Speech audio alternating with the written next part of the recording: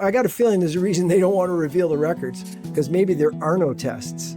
Maybe they're just a couple of emails and yeah, go ahead, inject it into everybody. I'm still having patients that don't even dare to talk about COVID topics with their family or with their neighbors. If the College of Physicians and Surgeons of Ontario, in their current state of malfeasance and evil, called me up and said, we want you to have a license, I'd say, wait, no, you guys got the wrong guy. If you aren't repenting, I don't want anything to do with you. However, the World Council for Health, I'm right in there, man. There's all kinds of great organizations. Folks, move out of the old and move into the new, man. We don't want to spend much more time frustrated. Both children are genetically almost identical and then had the injection, and both of them developed autism within a week. Come on. Yeah. Getting over the hump of the recent poisonings and all the challenges we face, we could be coming into really a golden era of health and enlightenment based on what grows out of the movement.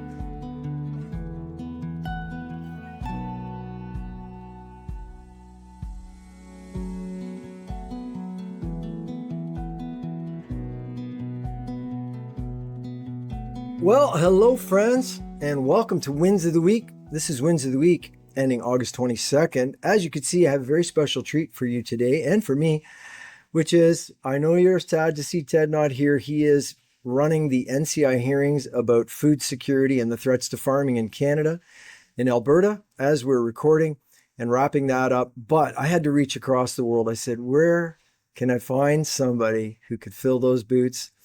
Well, Christof Plothe has size 13 feet, so that's easy. But I have my amazing scientific partner that you're used to seeing Christof and I doing science together, but we're going to celebrate Wins of the Week. Christof, thank you so much for joining me all the way from Germany. How are you feeling? Well, I know I can't replace Ted, but I'm very honored to have been asked to participate in the show with two of the most amazing giants of our time. So thanks so much, Mark, for having me on the show. Thanks. You're honoring us. And, I think Ted is going to love this episode. So Ted, you got a week off. Well, not a week off. You were running the hearings, trying to defend the food supply of Canada. But I hope you're enjoying this Sunday morning and you have some good laughs. Christof is bring some new energy, folks. It's going to be a bit of a different show today. So Christof, a lot of times before we jump in, I like to just share a little bit of comments from last week. So maybe we could share them. And actually, Christof read the comments too, and he was quite entertained and enlightened by some of it. So I'd like to share Terry McDonald. He said, one of the many reasons I spend time with Dr. T and Ted on a Sunday morning is because they are not one-trick ponies, as in only medical, only vaccines, etc. But they bring in important news items such as politics, geopolitics. For without a healthy economy, local and global, without a secure sovereign environment, it is difficult to near impossible to be or get back to being healthy. All of it is tied together. I agree with you, Terry. Thanks for sharing that thought. Yeah, beautiful comment. And there's one from Caroline Proulx. As usual, great show, gentlemen. You had me laughing. Keep up the great work. I can always get a good grasp of the week from your hard work. Yep. Reassuring for you too. Yeah. Thanks, Carolyn. Well, Deborah Marie Sacco, she shared some very interesting thoughts regarding how we, the public, are manipulated by the political puppet show distraction theater. And I'm summarizing. She went into quite a bit of details. It's well worth having a read. But when I summarized what she said, it was like, well, she's describing how we in the public are manipulated by the political puppet show distraction theater. And she finished with this, which I thought was powerful. She said, rise above it, stay neutral, and you will see the evidence. Doesn't that sound like Bruce Lee talking? It does. Wow. and then there's Rolly. Well, before you mention Rolly's comment, can we pull up Dr. Evil and his wife's photo just for a moment? All right. That's Christine Grady. What did Rolly have to say? Because Rowley reported that RFK Jr. has fired Dr. Evil's wife, Christine Grady, from NIH Bioethics Department in 2025. That's the good news. Rowley also answered one of my questions with the sad news that Fauci and Grady actually did reproduce, because you mentioned it the last time you were wondering. Well, they did. Wow. Well, not all forms of psychopathy are genetic. Let's hope that by some great collision and act of God, they're loving people. But good job, RFK, firing that woman. Well, David's comments included this. Thanks for keeping it positive and God bless you guys. I like that one a lot. Simple and to the point. Yeah. AB Girl raised another perspective regarding DJT order to divide MMR into 3 shots. Perhaps the AAP is not pushing back on this one because it means more billing for their minors. Oh, for their minions. And for the Indians. Yeah, that's an interesting one, Christof, because one of the things we're celebrating is we're stepping a little back from the hyper poisoning of kids in America. And Donald Trump's order was split the MMR into 3 shots, which of course that would reduce the number of kids that get autism from a shot that's of no benefit to them, in my opinion. But she was saying maybe the AAP is not pushing back because that means 3 visits to their minions and more money. And sometimes, there's another side to things, and I appreciate AB Girl for bringing that up. Ohm shared some deep thoughts regarding Trump's executive order. I am reminded of a quote from the book Modern Buddhism by Geshe Kisang Gyatso. And this is the quote: "The way things appear to our senses is deceptive and completely contradictory to the way in which they actually exist." From there, Ohm continued and explained a variety of things, including, as a retired public servant, I can affirm that all government communications, as well as actions and statements by the leadership, are carefully and meticulously orchestrated to support an agenda that most people are unaware of. It is a form of mind control, and let us never be naive. Wise words, Ohm. Yeah, excellent addition to the last session. And Kathleen Strachan said, Carl Jung said, the privilege of a lifetime is to become who you truly are. You both are living proofs of those words every single day. You both are inspiring many to do the same, love and light. And yeah, if that's the path you two are going, let's see where the enlightenment of you two is going to lead us. Yeah. And shine light for humanity. Well, yeah. Well, Christof, you're such a big light in Europe. So I think Kathleen's comment extend to you for sure. Decades of shining the light. Lisa Erickson comment, Fauci and Grady, a match made in hell. Both of them are evil. Julie Ponesi, on the other hand, we talked about a true ethicist last week, a Canadian ethicist. Believe it or not, Christof, she was fired from the university as a bioethicist who had issues and discussed issues she had with the abuse of the students during the COVID operation, and she's fired. And then you find out this Grady, married to Dr. Evil, is supposed to be the top bioethicist as they euthanize millions of people in the world. So anyways, I agree with Lisa Harrison. Fauci and Grady, a match made in hell. Both of them are evil. Oh, but let's have a look at Julie Ponesi, on the other hand, is a true ethicist with integrity and honor. Thanks, Julie. What a great human being. Well, if you think about the vocabulary that gives us goosebumps, and if not rashes, yeah, democracy, science, and bioethics and ethic committees, yeah, that was the same story everywhere. And it made people that reflected, like your audience, really lose all trust in these words that were occupied so positively. I don't know how you were, but ethics, science, democracy, yeah, there were strong words that I like to include in my thinking. They're not anymore. Yeah? So Linda Clark said, I think it's important to understand that C-19 was only part of a very big global situation, bigger than we knew. She recommended the Substack Forbidden News. Linda also recalled, every Wednesday evening, my best friend and I made our dinner and sat up in front of my computer screen to watch the Vaccine Choice broadcasts. It keeps us grounded for all those years. Vaccine Choice Canada. Thanks for this advice. And yeah, well worth listening to. Yeah, I can only say. Yeah, I have to share, when I met Vaccine Choice, which is definitely one of the Better Way awarded organizations at the top in Canada. But back when Paul Alexander was in the fight on his own, doing everything he could to reveal truth, I was doing the same. Then he and I met, we wrote an article or two together. And Vaccine Choice, this is way back. I mean, this is early 2021. Vaccine Choice Canada had an event and had us online, and over 1,000 people attended online. And Vaccine Choice actually gave both Paul Alexander a huge leg up, because at that point we were being super persecuted, stripped of income, everything. And so Vaccine Choice Canada has been a huge part of the story for freedom in this country. And thanks so much, Linda, for reminding us of that and sharing your story with it. Christof, I just want to send a shout of thanks out as folks know, a few weeks ago, I hit the end post bankruptcy, et cetera, et cetera. Don't cry for me. People's kids are dead. This is war. It's what it is. But I needed a lifeline. And Ted said, I'm going to put out a call. He put out a Give, Send, Go. And so many beautiful people have commented, contributed, promoted. And so I want to thank everybody, because this is very bad news for people like Gates and Fauci and the WHO, because you have just given one of the Davids another little pocket full of rocks, and I'm going to efficiently be using my sling and continuing the war. And there were so many good comments. Folks, I'm not pressuring anyone to donate, but it's worth going there. Folks have been very generous and looking at the comments. So many beautiful comments, and you see the reality compared to the nonsense, like you were saying, all these old world organizations pretending Patrick Phillips is insane and Peter McCullough is incompetent and Dr. Chosen, all this just nonsense. But anyways, there was one comment that stood out, especially as a Canadian as well. And it was it was a very generous gift from an anonymous giver. But the person said, "Thank you, Dr. Trozy, for all your service. During the COVID debacle, I tuned in to your message for information and understanding. It was your voice that helped guide me and my children to thankfully not take the shots. That makes me feel so happy. Thank you." He continued, "I sold everything, but I left Canada to head to Thailand.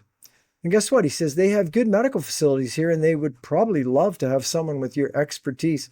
So thanks for thinking of me." And yeah, it's interesting to think that, if the doctors and nurses fighting this in Canada and other places do have to hit the parachute, that same places are going to get some really amazing, ethical, good scientists and doctors. I hope if that happens, you and I land in the same place. Christof, I'd love to be working with you.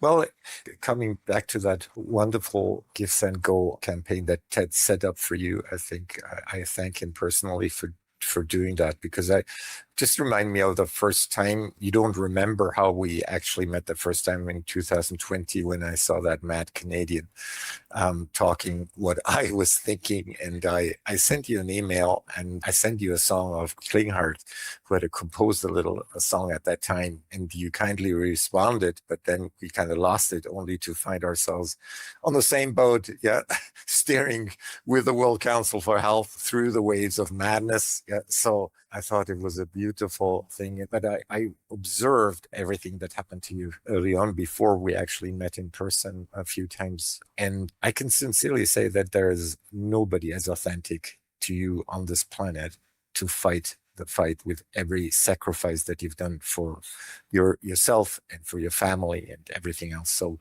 please help to donate, because Dr. Trozy, you need it.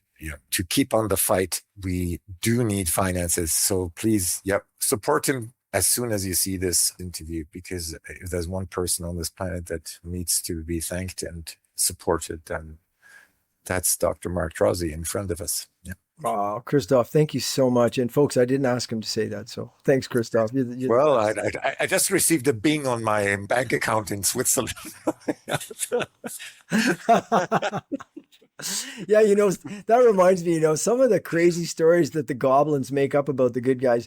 When we were in Japan, the NCI, Robert Malone, Chris Shoemaker, no, Chris wasn't out, but he was at many. But anyways, Byron Bridle was there, William Mackus was there, Ryan Cole, to stop the mRNA shots. And there was 25,000 people showed up in a park rally with us and marched. And that's unheard of in Japan. And so the hilarious thing was, right during the rally, they paused on the stage. It was very well produced. There was a giant drone above us following. It was weird. But the organizers paused our speeches for a moment and put on the screen what the news was saying in Japan about the protest as it was happening. And they said it was a fake protest and that we paid everyone to come. Like, can you imagine, with everything we were going through? Like, I barely managed to rummage my ticket for the flight, that we were paying 25,000 people to come to the park. So yeah, this is definitely a David versus Goliath all the way. Yeah, and we are the misinformation. Yeah, that makes it really, really bizarre. And it just reminds me of Germany 2020, when we had that big rally of people protesting in Berlin. Yeah, with over 1 million people. There were drones everywhere flying. You could see the entire city. People were chanting, people were praying, people were dancing. There were pensioners, there was everything. And all the news was saying here was 20,000 right-wing radical tried to storm the Parliament building. Oh my God. Which was not even a part of anything that happened at that time. But it will be recorded. I mean, I don't know if you saw the news about the latest AI system that we're going to be presented with that automatically starts cutting out pieces of media without being recognized of having cut out anything. Yeah. Brett Weinstein just did a brilliant session on that. So yeah, with all the things that we know that we have to relearn about history, I'm just wondering what people in 100 years are going to even have as evidence from this time, if it all doesn't collapse and there's nothing digital anymore anyway. But makes me just very curious. If everything is already so changed, censored in our times, what will it be for the grandchildren that learn in school? Will they ever learn about what has happened here at school? Well, let's see. Yeah. Well, it partly depends on the outcome of the war, doesn't it? We're in that war right now. Makes me want to just quickly pull up the last photos we have of Mussolini and Ceausescu briefly, just to remind ourselves that sometimes the good guys win. Okay, let's pull that down. This is wins of the week. So, Christof, a bit of a chance. I thought this week, part of the wins, we'd kind of dive into some of the World Council for Health wins. Folks may not realize that in the long run, there's been 3 medical scientific directors, like just going all the way through. We've had other great directors with us, like Shabnam Palasa Muhammad, Jennifer Hibbard, and others, Maria Hupper-Mogg. But from the kind of almost the beginning of the ship until now, there's 3 medical scientific directors. One of them is so pretty and so articulate that the other 2 don't barely get noticed. No, I'm just joking. But so that's Christof Plothe, myself, and of course the amazing Tess Laurie. So when we report WCH, you're kind of getting a pretty front row seat of it. And, I wanted to take a moment, Christof, to celebrate a little bit the country council meeting that we had this week, folks. So as you may know, maybe we can pull up the picture of all the country councils. The WHO is a top-down pyramidal structure where Bill Gates and people like that can manipulate the puppet at the top, and then they can abuse the whole world with ridiculous impositions. And that's why the World Council for Health, when people started to realize, like, hey, this is a better way to go. This is a better way. We went on the path to decentralize, because you're in charge of your health. Your family is around you supporting that. Your community's around that. Your country's around that. The good, smart things happening in your country. And the global support for all that is at the bottom. So it's not a top down, it's a circles around circles thing. So it's very important that every country, that country council is really taking a lead and that we're working together. I mean, this is the real organic around the world health organization. I know there are others and we're partners with a lot of them, but so therefore that means that we have country council meetings where we bring together representatives from around the world and we meet and we talk and we share and we strategize and we try to help each other. So on August the 18th was one of these meetings. They happen usually at least monthly. And on this event, it was hosted by World Council for Health New England with Dr. Mark Brody and World Council for Health Canada, myself, but was attended by World Council for Health British Isles, South Africa, Germany, Austria, Netherlands, Estonia, Florida, USA, Australia, Germany, Portugal, Brazil. Core team, Tess Laurie herself was there from the core team in Bath. And we also had guests from Japan and some input from the Japan WCH. So, and there are other councils. That's who made it this week. And there was some great news. I'd love to share, just to share with folks what's happening at the front. But before we do that, one of the things, Christof, that Mark Brody brought up, Dr. Mark Brody, WCH New England, because he's actually in New England, which is one of the birthplaces of the War of Independence. So if I can quote Jason Christof, the satanic cult that goes back hundreds of years and continues to manipulate mankind, the rebellion in North America when British settlers said, no, we're not paying taxes, we're not part of your banking system. The Declaration of Independence, we're going to talk about that later. But that happened right there where Mark Brody is. And so it's very interesting that here we are. I think Alex Jones correctly talks about 1776 2.0. The cure for 1984 is 1776. We're going to talk about that more. But Dr. Brody pointed out, he says, one of the reasons he's got so much faith in the WCH mission and where we're going is that we're based on principles. And he pointed out that one of the main reasons that ragtag army that was way outgunned, way outnumbered, under-resourced, cold, barely with boots, won key battles is because they were motivated because they were based on principles. And the WCH is based on principles. And so, Christof, would you be kind just to walk us through? Let's put it up on the screen. Let's remember, what are the Better Way principles? There's 7 Better Way principles. These were decided with 400 people together in the first WCH conference in Bath when they first, let people travel again. So the Better Way principles, Christof, would you share?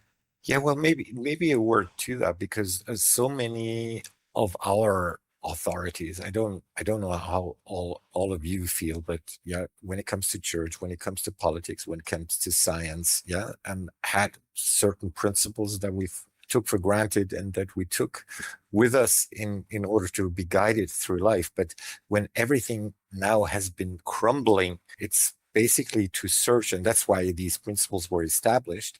We had to search for simple truth of life. Yeah, it's a very simple thing. And I just listened to Whitney Webb's books. I don't know if you had the time to look into them, with all the elites, yeah, for hundreds of years, as you were just talking about. But the problem of all these elites having become more and more centralized, yeah, and we don't have the time to go all into that now, but I can only recommend all of you to go into her publication. She's absolutely brilliant.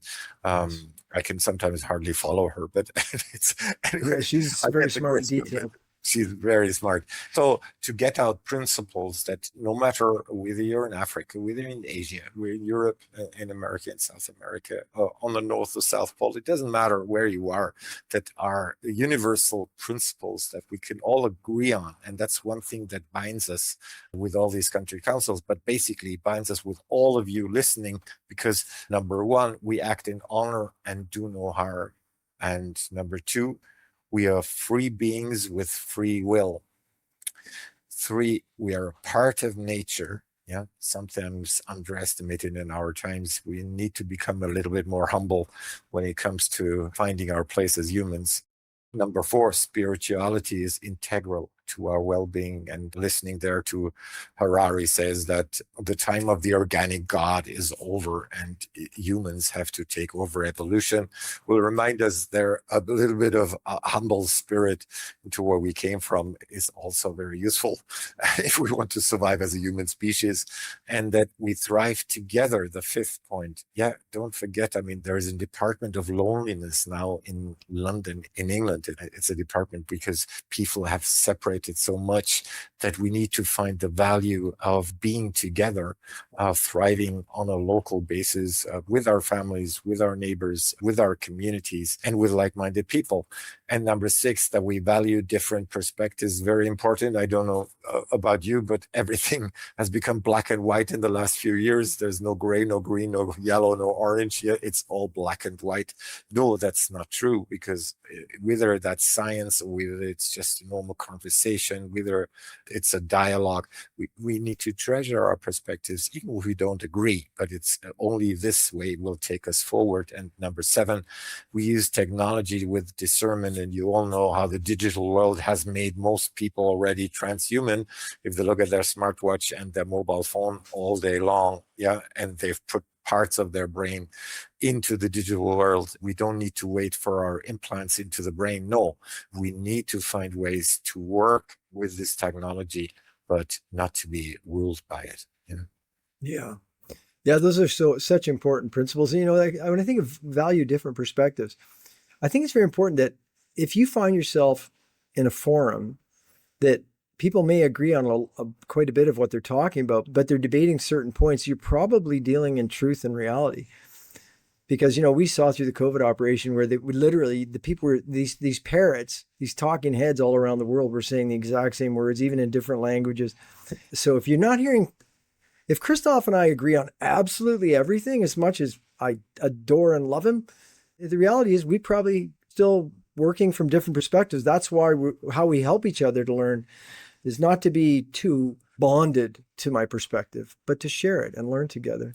I mean, all of you. Yeah. Yeah, yeah. Well, all of Okay. you living in a relationship, yeah, I don't think we can expect the other one to share everything that we think. And yeah, we know that the daily tensions that could arise are because of these substantial differences. But if we value the different perspectives, yeah, then we can thrive together. Yeah. And again, Dr. Brody, who's just been a wonderful new part of the movement, he pointed out, and I when he pointed out, I said, I got to write that down. He pointed out, like, so what do we do? So that's our principles. That's the World Council for Health Better Way principles. And the World Council for Health belongs to you. It's decentralized. It's not top down. If you believe in those principles, you're with us. But how does the World Council for Health enact those principles? And really, we have three main things. We do advocacy, we do education, and we're helping to build new parallel systems, predominantly for health. So some of the things I just want to report, because people seldom get like an inside peek into this, although we welcome people's involvement. World Council for Health in your country can use your support, can use your contributions. And you can see on the website, worldcouncilforhealth.org, you can look and see what the contact information for the council in your country is. And if there isn't one, let's build one. But some of the things that came up that are happening right now, one was, I think, wonderful, which is that there's some very young and creative young woman who's come in with her team and starting the WCH Better Way movement for youth and young adults, because we need more young people involved in the movement and rescued from the matrix. And so folks, hello@betterwaymovement.com is a way you can reach out and get involved with the new WCH youth and young adults movement. There was a few other things going on I thought were interesting. There's involvement of what's called the Transparency for Safety Initiative. This is partnering with WCH. This is regarding the residual DNA that independent experts have now confronted the EMA with overriding public interest report and demanding full disclosure. So in brief, the Transparency for Safety Initiative is gaining momentum with two new expert access to document requests now formally submitted to the European Medicines Agency.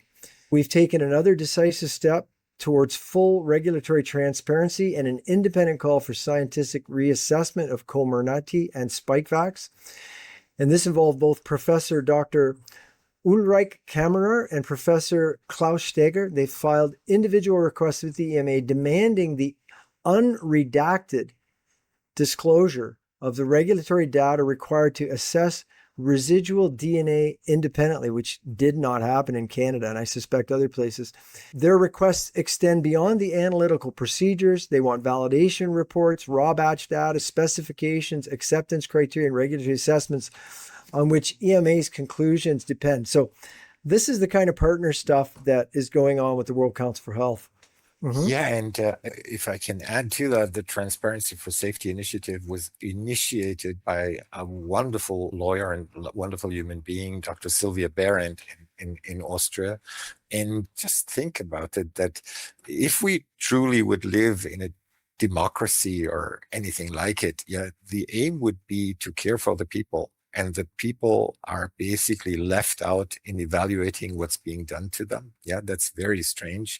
And to that extent, that has never happened before. So there have been numerous requests by Dr. Behrendt in order to get this information from the EMA. Yeah, that's the European FDA, but nothing has happened so far. So the MWFGG, that's the group around Professor Bhakti, has supported this. That was Dr. Ulrike Kammerer and Klaus Steger. And the World Council for Health also filed a comment on that and demanded the de-blackening of all this information. But I still think it's completely crazy, whether it's the original studies to bring out these gene therapies that we still don't have full access to, whether it's the follow-up data that in England they're not willing to present because they could frighten the public. Yeah, can you imagine what they Don't pull the fire alarm. People might panic and leave the building. It's absolutely incredible. Or my favorite is in Australia where they lost them. Yeah, which is my personal favorite. Well, that's that's unbelievable. But in no country, the follow-ups of what has been done to 3/4 of humanity is being accessible by humans. So at least to get bits of the raw data is so essential. And I hope Sylvia Parent will win this fight, because she has been investing a lot of time in the last few years over and over again into this topic. Yeah, great work by Sylvia. And in Canada, we kind of had a response from Public Health Agency of Canada on this. So folks will remember that Pfizer and Moderna, they submitted injections that were made a very clean way. It doesn't mean it was still a Franken injection. When I launched the mission to stop the injections, I believed their ingredients. It turned out their ingredients were there, but things would come to light that they were worse. And so when it came to light, when Kevin McCurdy did his studies and it came to light, like, wait, there's not just the modified mRNA sequence for the spike protein. There's a bunch of genetic sequences. There's plasmid DNA, entire plasmids intact, including SV40 promoter enhancer gene hacking sequences. I mean, this is nightmare stuff. When it was attempted to hold Public Health Agencies Canada, here's what came out. We didn't test the actual product injected people. We trusted the first product. And then when these drug companies said, oh, well, we're going to make it a different way, but it'll be the same, Public Health Agency of Canada essentially said, okay, no problem. Just give us the recipe and we'll believe you. They never tested it. They injected this thing in 30 million Canadians and billions of humans without it ever really being tested. I think that's what we're going to find out happen in the EMA too. Then the plasmid map that Pfizer had handed in their recipe, they had scrubbed the SV40 enhancers and promoters. So that was complete fraud. And we brought that to their attention. Public Health Agency said, oh yeah, it's okay, but it's there, but it's okay. It's not dangerous. Like at no point did they go, oh my God, these guys have committed fraud. So I got a feeling there's a reason they don't want to reveal the records, because maybe there are no tests. Maybe they're just a couple of emails and yeah, go ahead, inject it into everybody. Well, luckily we got some Fauci jokes coming up, folks, because that sort of stuff pisses you off, eh? I still find that so incredible, Mark, that a product was tested and found okay, and then another product that was completely contaminated was thrown on the public. It still is beyond me, how that could ever happen. It reminded me a little bit of the swine flu scam, where in Germany, I don't know if that was in Canada, but in Germany, all the public got one with mercury, high dose of mercury, very high dose of mercury as an adjuvant. And politicians and police forces were getting the jabs without it. That was very interesting as well. Yeah. So they always seem to look at it, whatever perspective suits them. Yeah. Yeah. When you dig into it, it's so nefarious. Oh, and by the way, at that meeting, WCH Austria, well, actually, as you mentioned, that's where it's coming from, was one of the real lead groups on that. Here's some good news that came out of the WCH meeting from our WCH Slovenia, where we've shared a bunch of good news from there. Things are a little better there than other places, but still not perfect. But anyway, Slovenia has ended COVID-19 genetic jab recommendations for everyone except the elderly. Now, of course, this is a good step, albeit they're using the wrong reasons. So they're claiming the program was a great success, so now they can stop it, as opposed to, oh my God, what a toxin. Clearly, they're still open to killing the elderly, and we don't recommend that anyone take the shot. But for the time being, they now recommend COVID-19 shots in Slovenia only for specific high-risk groups. I guess they want to kill them off. That's for this season, not for the general population, not for most ages. So it's a step in the right direction. And, a big shout out to WCH Slovenia. I'm sure they helped push that forward. I mean, if I may add to that, Mark, the same has now happened in Germany. So there are two countries that have stopped the recommendation for everyone, apart from the elderly and the ones at risk, which still includes pregnant women if they are at risk, whatever their risk for them is. But officially, they said that the hybrid immunity reached by this wonderful mRNA and other gene therapies has worked to a degree that we have a hybrid immunity now in society. So it seems like a little departure from that shot. Maybe they know, maybe they just want to make it in phases. Let's look at it, the wins of the week, as a positive sign. And Yeah, Yeah, well, he won't, let them escape. Yeah, yeah, like that means that this year there won't be new cases of myocarditis in young children. That's great. that's No, great. they'll have to shut down the stroke unit for kids that never existed before the shots too.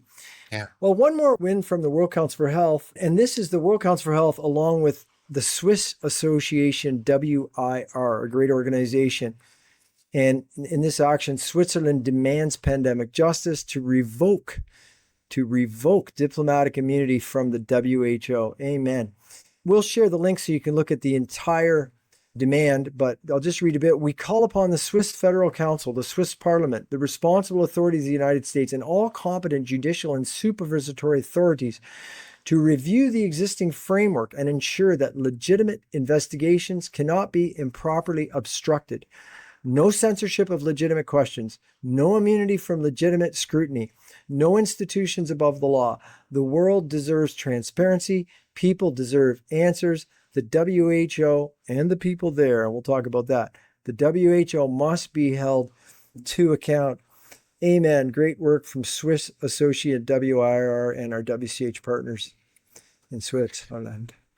Well, that just reminds me when we handed over the notice of liability in Geneva and had an appointment to make a presentation in front of the WHO, which was canceled in the last second because we didn't have any COVID vaccine passport with us. Yeah, that was in 23. Yeah, it was a little bit ridiculous. Yeah, but instead we did it in a little theater. Yeah, that was usually showing movies, and it was quite good fun, even if it was a little bit demotivating to fly all the way to Geneva in last second to be turned down to give an interview. But looking in Geneva at all these big associations from WHO, from WEF, from anything you can think of, from children's protection leagues to everything being sealed of the public, being a little world on their own, and then hearing that, well, how did that ever happen? The WHO members have diplomatic immunity. So all of them drive around with this diplomatic license plate and can basically do whatever they want to. How could that ever happen? Yeah, and we were quite amazed about this global elite. It was so expensive that most people couldn't live there, can't live in Geneva. So 80% drive out with their cars and go to France because it has become such an expensive place. But of course, diplomatic immunity needs to be revoked because they should have the same rights. And if you have diplomatic immunity, you can't be touched by anything, no matter what you do. This is insane. Yeah, that needs to be removed. And yeah, so we fully support this action. And let's see, hopefully we can get a good continuation story from that. Yeah. And by the way, folks, if you see somebody, grabbing a small child out of a mother's arms and trying to rip the child and run off, just something ridiculous like that, and you try to stop them and they say, oh, I have diplomatic immunity, you can forget about that community. Like that's not, and just for fun, I want to play my favorite diplomatic immunity revocation scene from the theater. If we can just play briefly the diplomatic immunity scene from Lethal Weapon.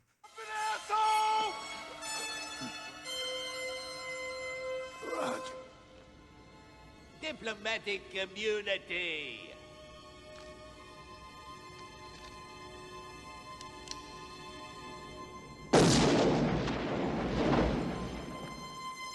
Just been revoked. Okay, enough venting our feelings. Now we're going to jump into the general wins of the week. Christof, Jeremy Farrar is nobody good's favorite man in the world. So can you tell us a little Jeremy Farrar news? Well, Sir Jeremy Farrar is one of the leading figures in everything that happened in the last few years. Yeah, he was part of the Wellcome Trust from 2013 to 23, and then he was appointed late after that as chief scientist of the WHO, and then he moved to the position of Assistant Director General for Health Promotion and Disease Prevention. So he's right at the top of the WHO. He was one of the initiators of the complete madness that we've witnessed in this pandemic. And he was a key participant in notorious secret email chain and conference calls with Fauci and other virologists. And if you haven't read the Fauci diaries yet, take a look at them. It's all in them. And to see him stepping up, well, there are only two reasons. One, he might be sensing that his time is over, or as the press said, he reached the time of his retirement and can go, or that he is aiming to replace the other puppet at the head of the World Health Organization. Elections, I think, will be January next year. Yeah, so that will be very interesting. We have another interesting volunteer for that position, the former German health minister. I certainly hope, because he was in the front lines of this war, hopefully Mr. Lauterbach won't get into this position, because we need some new faces in there. So maybe it's a good sign. And we'll have another story about something interesting later on about Morens. That maybe you've heard about this story, that admitted his guilt in court of basically betraying the American public. But we'll talk about that later. But keep in mind that both happened on the same day. So Farrar coincidentally resigned from his WHO post on the same day that Morens admitted his guilt in court. So that's going to be very interesting to follow that up. Yeah, that's going to be very interesting, Christof. And, related to that, and there's a story coming up later where you're going to see public officials being personally held liable in Canada for some of the nonsense they do to people. So this is interesting because, of course, Christof, you recall May 6, 2024, the World Council for Health served the WHO employees. The WHO employees were served with a notice of liability, and that was ahead of the World Health Assembly 77. And in regard to that action, Dr. Tess Laurie said this. She said, as courts appear to be compromised by bias or financial considerations, World Council for Health decided to use a different approach by reminding these individuals that they are accountable to us as human beings, men and women, and not just in their corporate capacity. This is an important step in transparency and accountability. Neither the WHO nor its employees can claim ignorance, especially as evidence of immeasurable harms emerge daily. And if you look at that document putting the WHO employees on notice, you'll see at the top is this Farrar fellow. This is piercing that veneer of protection, saying, no, look at you, buddy, as a walking, living human being are guilty. Steps in the right direction, right? Yeah, if I may quote, Mark, here from that document that was handed over to Jeremy Farrar in person by a Swiss lawyer, Kruse, who's one of the great fighters in the last few years as well. It says that to Jeremy Farrar, doing business as Sir Jeremy Farrar, chief scientist, notice upon harm to cease and desist.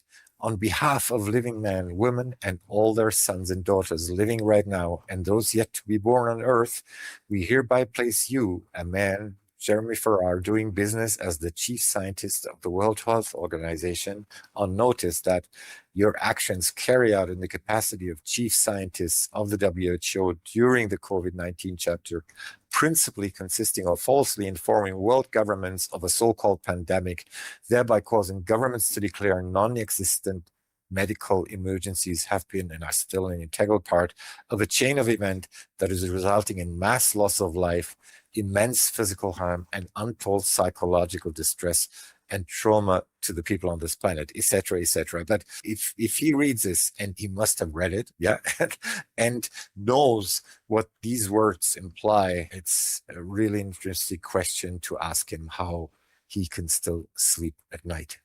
Yeah. And folks, there's a lot of activists that attend our show. You can go, we've put the link there to the WCH web document. Go and grab that notice, because that's evidence. So when we're dealing with these people, we can say, hey, look, on this day, you were told. And as you said, he was served. Sometimes things take a while to come around, but that's the reason we served all those notices, hopefully for them to take warning or for them to face justice. Well, there's a documentary out, Christof, which is a comparison of BMG BioNTech email leak with the unredacted RKI crisis management team minutes.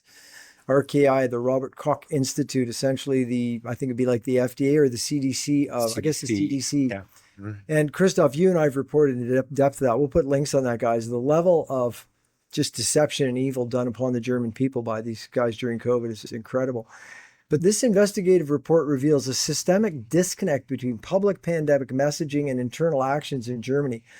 Leaked emails show the health ministry and BioNTech, that's Pfizer, secretly managed logistics, extended expired vaccine shelf lives, vaccine in quotes, by the way, and concealed that standard syringes and transport of reconstituted vaccines were safe, while internal RKF protocols documented scientific doubt about booster risks, lack of sterilizing immunity, and political interference that overrode independent scientific evidence. Christof, I think if not an old world government, as they almost just declare themselves illegitimate, I think a legitimate militia has a duty, to bring these actions to justice. I mean, it's so extreme. What do you think, as literally someone who's been there in Germany, taking care of the victims of these injections every day? I mean, they're now not only thousands, there are 4,000 doctors that have been sentenced, some of them to spend time in prison, have lost their livelihoods, have lost their licenses. 4,000 doctors that question basically what these RKIs, these German CDC protocols, because they were released last year by a Freedom of Information Act and by the action of a German journalist, who paid a lot of money in order to get them. Then at first they were half blackened, then a little bit less blackened, and then a whistleblower came out and gave the final version.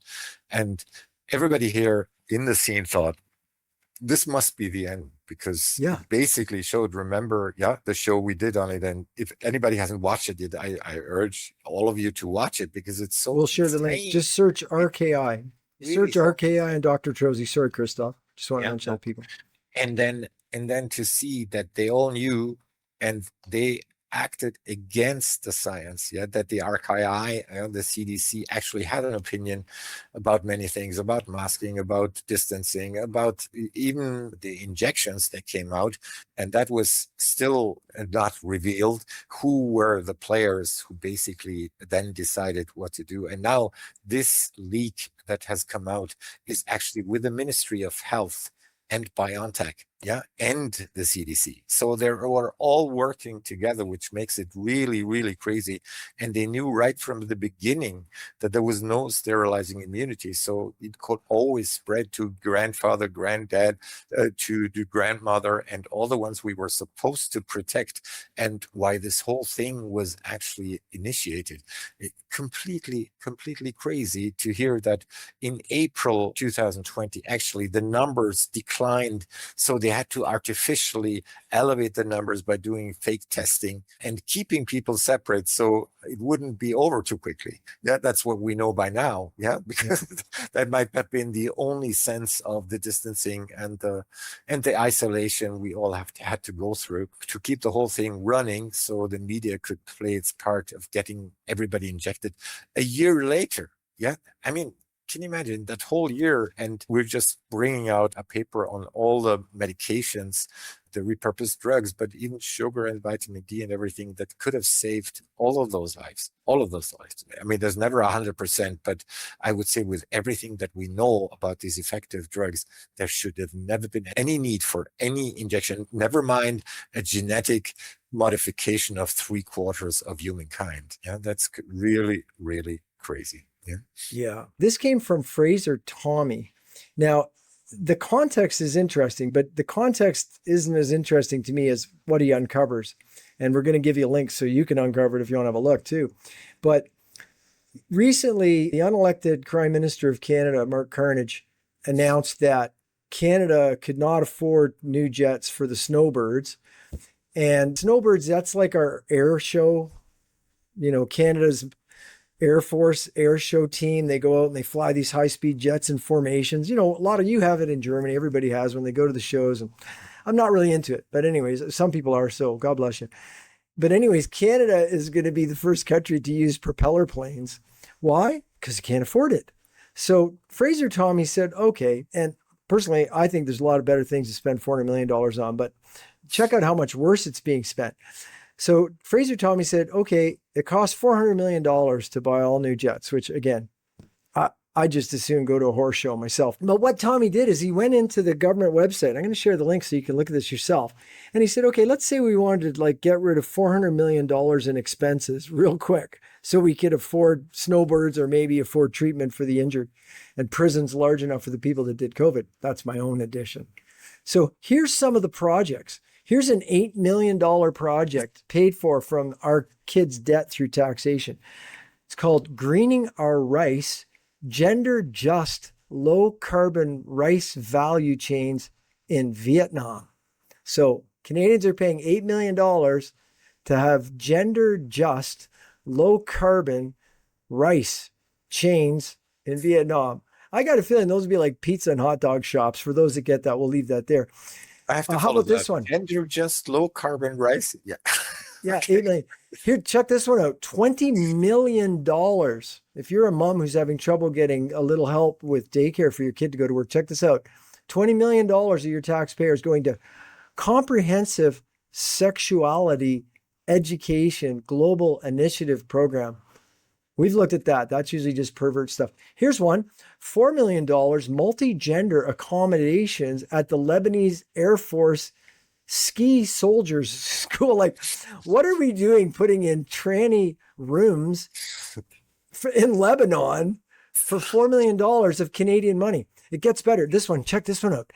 $62 million for what's called sustaining livelihoods by protecting biodiversity in other countries while the forests in Canada are burning to the ground suspiciously and they're destroying our farming industry, as we'll find out from the NCI. Here's another one. I want to give a few more because it's so ridiculous. $29 million in funding to support small-scale financial institutions in developing countries. And what that means is more money for bankers. You know, money to support banks, basically. Another $10 million in funding for Egypt's agro-food sector. And it goes on and on and on. How about this one? For change, engaging young women through media partnership with the BBC in England for another $1.5 million. It goes on and on. So anyways, thanks, Fraser Tommy, for bringing that up. And I put links below, and you can go in and try some search words, like search the word gender and see how many grants there are relating to gender. You could search Islamophobia, you know, same thing. Anyway, so that's sort of that story, you know, throughout the massive list of projects, billions of dollars of debt on our children's backs. There are many, many to foreign nations and for bizarre globalist twisted agenda projects. Christof, I think we should lift the spirit after that with a Fauci moment. Can we bring up a picture of Dr. Evil and his wife briefly, just for a moment? Okay, take it down. We don't want anyone to get nauseous and throw up. Well, do you want to initiate the Fauci moment? Yeah, all right, here we go. We got a few special jokes for you today. So this is our first Fauci joke of the day. They say Fauci's memoirs will be titled, I never said that. And the audiobook is just 18 hours of him correcting the printed version in real time. I think I'm going to become a great fan of those Fauci moments. Yeah. Well, we got lots more wins, so we'll have to progress through the list. Maybe I'll take this first one just because I'm familiar with it. I don't know if were you there at that meeting? Nope. No. Okay. So this is just one that you wouldn't see in the news, but I just want you to know the kind of heroic stuff going on in the background. And on August 18th, Medical Doctors for COVID Ethics International, a very excellent group, found at doctorsforcovidethics.org. So anyways, this past week, I was called into a meeting. There was about another 50 experts and health advocates from around the world. And on this occasion, it was the great Professor Dr. Sukarat Bhakti. Let's show a picture of that handsome man. What a contrast to Dr. Evil, eh? The great Buddhist scientist, Absolutely. Dr. Bhakti. And so anyways, the occasion of the meeting was really regarding some very new, powerful theories that Bhakti's brought forward, and a bunch of us are now running with this and working on the research about demyelinating diseases. Demyelinating diseases, folks, are diseases where the myelin sheath around nerves, there's two variations of it in the brain as well as in the nerves running through the body. It's like an insulating core, and without it, nerves just don't work. And there's many diseases, and there's a whole bunch of new ones, as well as there's the plethora of psychiatric and neurologic diseases presenting since the COVID-19 safe and effective vaccine.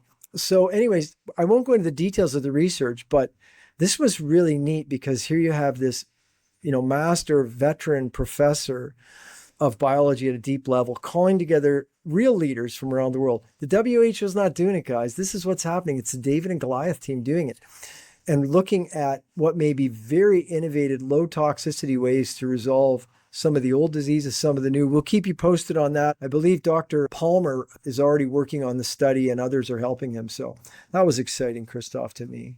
Oh, yeah. And especially as this is actually a topic with the people are willingly associating it with the genetic injections or not, are asking me all the time in the practice, do you think that humanity is going crazy? Yeah, because all the people around me seem to be losing their minds. They seem to be losing their memory, their compassion. Many people actually say that people have lost empathy for others and nature and behave in bizarre ways, members of the family or neighbors and anything. That's daily bread here in the practice.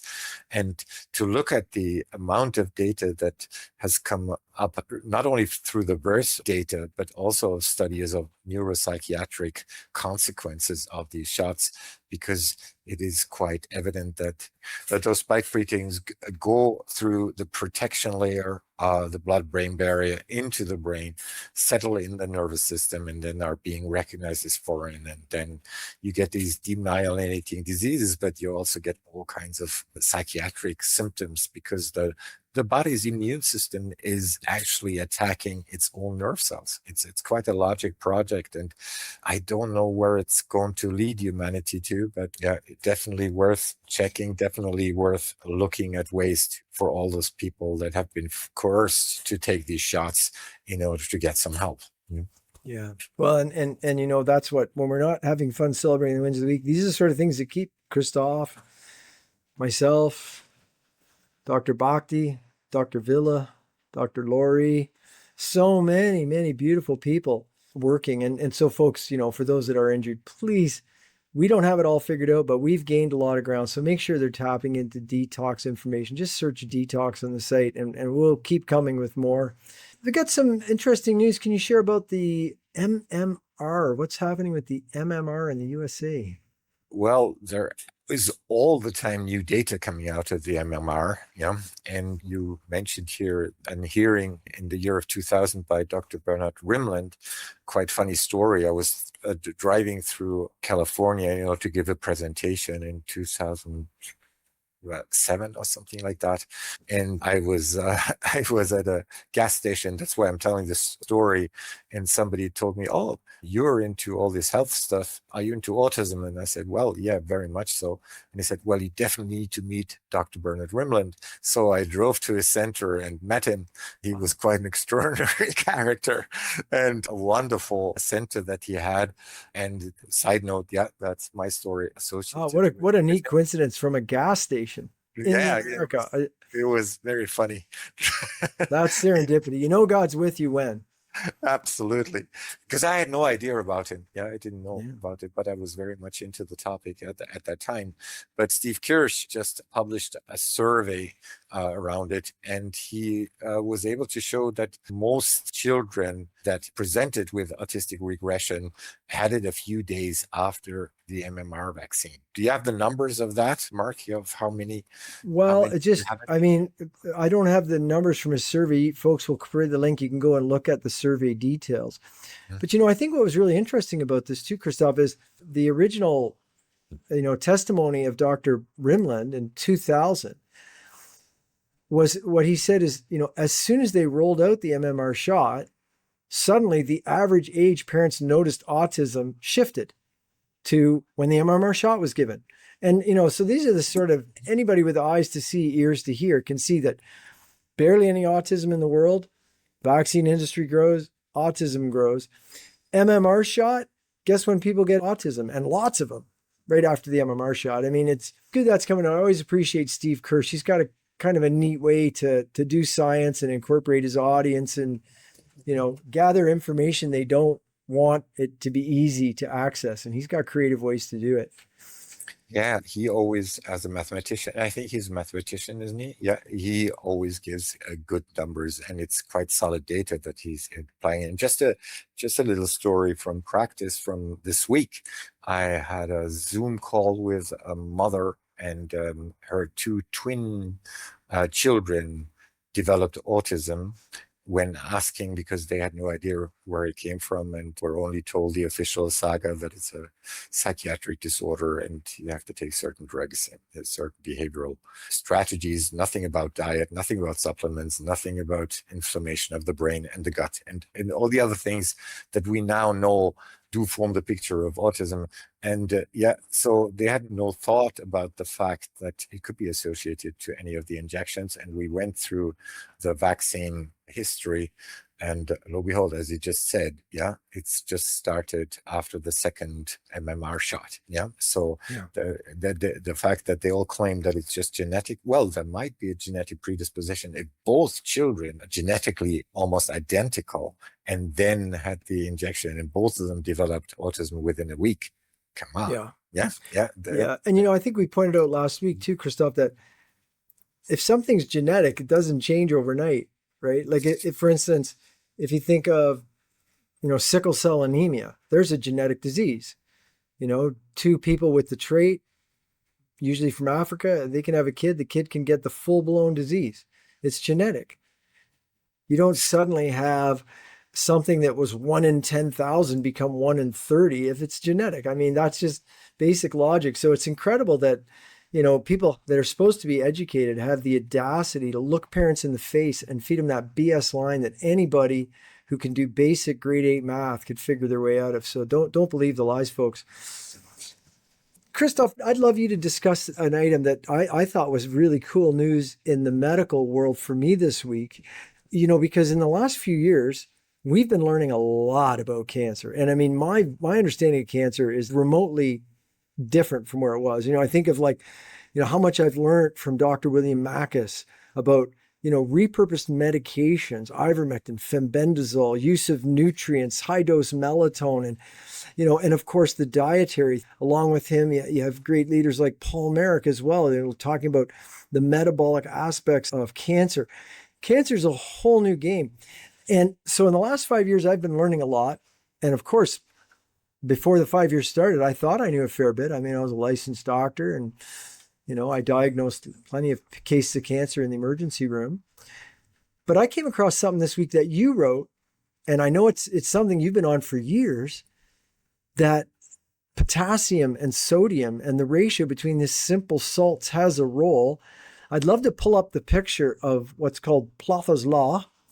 Let's have a look at that. Now, Christof, folks, you got to go to this article because it's a deep dive. There's a lot of science here, but can you just tell us a little bit to introduce people to this whole other element of cancer, which gives us a whole other way to fight it, which is the sodium potassium thing? Well, I hope we have a good disclaimer here. Yeah. Sure. Remember, this is not official medical advice. Go to somebody who has a license and they can kill you properly. We're just entertainment and education purposes. Okay, there you go. We're good. Okay, that should do. So just a little bit of a background about that post that I wrote, because I've been meaning to write it for over 10 years. In 2010, I was writing a book about cancer with 3 professors. It never got published because we didn't dare to, because at that time it was when many of the people that went into other perspectives on cancers didn't wake up on the next day. Yeah, it was Dr. Gonzalez, and others. Not a nice time, because if we think that the vaccine industry is quite corrupt and a mafia-like structure, cancer is almost as bad or even worse, because it has suppressed any other approaches that could be just cheaper. And if you look at the amount of revenue gained through all the cancer therapies, from chemotherapy to radiation, it's absolutely incredible. I have patients with 2 million bill per year in order to cover their costs just for the medication. And the number is going up because of all the gene therapies that we're now being told will save us. Yeah. So first we create them with an mRNA and then we get rid of cancer with mRNA. But if you know that we've recognized over 13 mechanisms that these shots can cause cancer, it's very ironic to use that method in order to fight cancer. So I came into all these different areas, into diet. I saw people here in my practice that was my greatest teacher, actually. Yeah, it was my patients that had tried certain aspects that they learned from a book that was in a hidden shelf or something, did it, and all of a sudden their cancer disappeared. And I'm very grateful for all these people that gave me this greatest education on the planet. And then from all these things that cause cancer and all the ones that prevent you from having it, I stumbled on this important conversation of two icons of medicine. Yeah, that was Dr. Gerson. Many of you might know him. Yeah, he was a German cancer therapist that had included a very strict diet with juices. And then there was a German doctor in Cameroon, yeah, who was taking care of the people there. And one day they sat together in Lambaréné in Cameroon and were talking about the fact that there had not been any cancer cases in this area before they introduced their diet, their Western diet, onto the people. And they reflected on it, and we found out that basically it was because of salt. And he looked into the topic, why salt was able to trigger cancer. And Dr. Gerson gave him the opportunity to look into his studies. And then it was quite obvious. If some of you might have memories of school biology, in which you learn that there's a lot of sodium outside of the cell, and yeah, there's more potassium inside the cell. And then you have this little sodium potassium pump in between in creating the right balance, which is absolutely crucial for it. Consumes up to 40% of the cell, but for the entire energy production in the cell. And they found out that if there's too much salt outside of the cell, it will eventually, because most of us don't take enough potassium. It was a ratio of 1 to 10 about 10,000 years ago, meaning that we had 1 unit of salt and we had 1,000 of potassium, but that has completely changed. It's now the other way around. We have 1 unit of potassium and 10 units of salt, because if you look at our daily diet, salt is almost everywhere. So we shifted this, and when there's too much salt outside, it goes into the cell and basically prevents the function of potassium in the cell. So the cell, we know by osmosis, if there is enough water, if salt is there, it will attract water, so the whole cell will swell, use its function, and thus turning cancerous. This, to my amazement, had been known since the 1950s. Yeah? But the next thing is that if that is triggered, then the body reacts via inflammation. And there's a whole pathway, and it's described in the article, how inflammation is triggered. And there's Dr. Mahin Khatami, Professor Mahin Khatami, that worked with the NIH and is a wonderful human being, an incredibly gifted person who wrote all these papers about inflammation and cancer while she was working at the NIH and was eventually fired for that.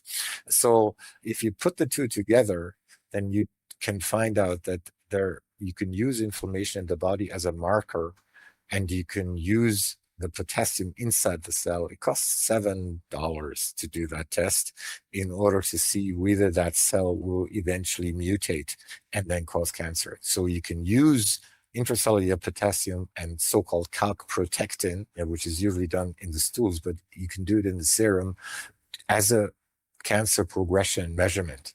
And it is a cascade. So too much salt in your diet, not enough potassium. Make sure that you always include a lot of potassium in your diet, because we need a lot of it. Now, Ted is at the NCI talking probably also about reduction of all the micronutrients in our foods, because the way we've done agriculture, we have 60% less potassium in our food than we had 20 years ago. So we're using this very essential element to keep our sodium potassium pump alive, to keep the cell in a good energy production. So just a short intro, everybody is invited to read the paper. We can use the link here, but it's one of the factors, and I can't say here online the effects that I've seen in people just reducing their salt and increasing their potassium intake during the day, because the effect is dramatic. There are loads of things, and that diet should be a part of any cancer treatment is nowadays, not only with the wonderful work Paul Marek is doing, an absolute essential basis. And I think it's a crime not to use diet for any cancer patient out there. Yeah, I agree. And so, Christof, and sort of, you got folks out there going, okay, well, how am I going to feed my kids different based on the information? Am I correct to think that as just a real general starting point for health, moderate use of salt, using, for instance, Himalayan salt as opposed to just white rock salt, is that ensuring that you're getting not just sodium chloride, but you're getting potassium chloride, magnesium, and other minerals? Yeah, I mean, that's an important first step, because the sodium chloride that most people are just eating, including aluminium, not to clog the salt up, is not a good option. Yeah, so to use a natural salt is very important. But the first step that I recommend for people is to basically start counting the sodium intake. So you have all these inserts of all the products that you're eating, because most people don't just pour salt on something, but they eat products that contain salt.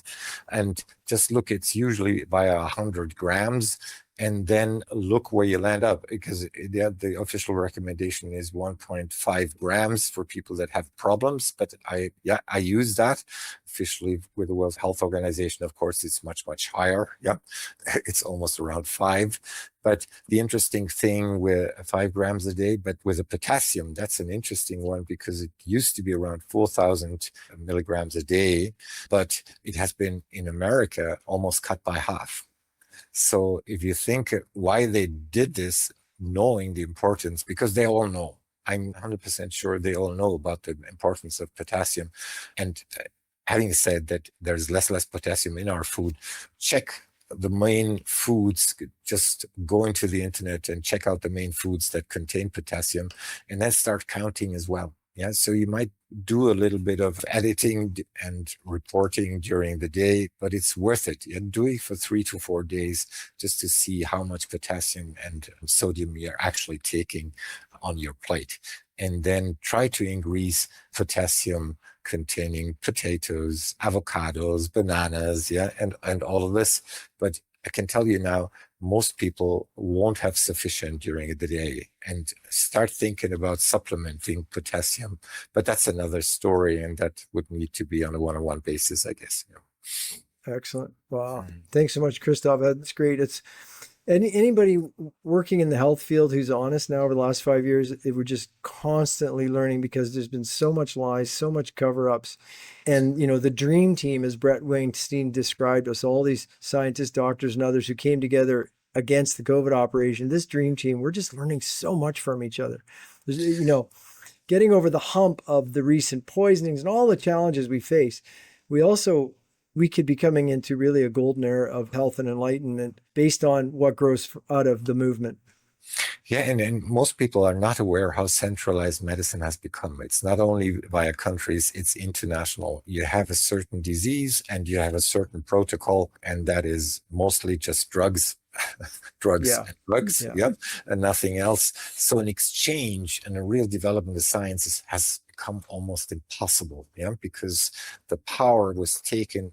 In the old days, a doctor was a healer. He was an artist. Yeah, he was playing with the environment of the patient. He knew the family history. He knew the diet, and maybe he had an idea about a herb that was in the garden. And if this sounds like medieval times, no, you only have to go back a few decades, and medicine was practiced that way. Yeah, it was in a one-to-one basis.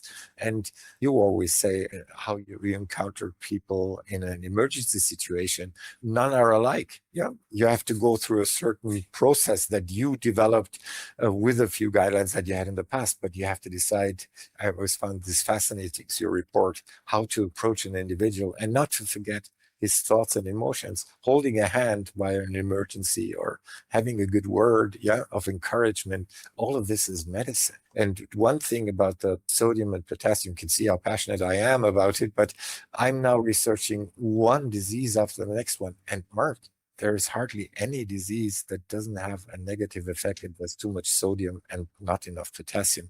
Because that's one thing that when I released the first publication, I had people just trying it, to do that and said, oh, I lost all my bowel troubles. Oh, my heart is functioning again perfectly. Oh, I can think clearer, and all these reports. And then I'm just getting into learning from all these things, and I'm daily researching how essential this relationship of these two ions are in the body. Absolutely essential. Yeah. Well, it's great that we have that new leverage point in our quest for health. Got one last little quick win out of the USA in the medical realm. We'll share the link to this article at wsj.com showing that the measles cases in the USA, regarding those, 50% are in supposedly vaccinated people. So if all the little details haven't you woken up to the situation, there's a big look at the forest. If half the people with measles took a measles vaccine, it doesn't look like it works. And we could put links to measles stuff. Anybody interested in measles can dive in, and it gets even more crazy than that. I think it's very important. And when I did a presentation for the German parliament before they introduced the mandatory measles vaccines here in Germany, there were many points that should have made any decision to make that mandatory obsolete. But one of the fact was the so-called measles paradox, which was already known in the 1980s and 90s, because the Chinese, they had 100% measles vaccination rate because it was mandatory there. But they had the biggest measles outbreaks with tens of thousands of people having the measles. And that was called the measles paradox because they couldn't quite understand. We do everything to vaccinate them, and nevertheless they get it. But Mark, we learned so much. I mean, this has been the biggest university training in the last few years that we could ever get. My knowledge in immunology and anything else has increased exponentially that I would never get in any other perspective. But if you just look at, they're still vaccinating a strain, that's the Edmundston strain, that was isolated in 1954. It's still a live virus. And we know even if the mutation rate is low in comparison to something like COVID, it still happens. So it's absolutely ironic to see that they're still vaccinated against a strain that hardly exists anymore, in the wild out there. And it's simple things. That's why I'm saying this. Everybody who watches this can follow that and say, well, viruses, as far as we know, they do mutate. So there can't be every year the so-called flu shot, which is a complete hoax, but it's going to be set for a few variants, and usually it fails or becomes even a negative efficiency.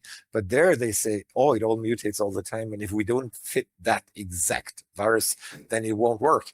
But the same applies to all the other vaccinations. So just keeping in mind, we'll soon see much, much more. I believe this rate will become much, much, much higher, and hopefully it will help not to make it mandatory in so many countries, because any medical intervention should always be voluntary, never mandatory. That's the main thing.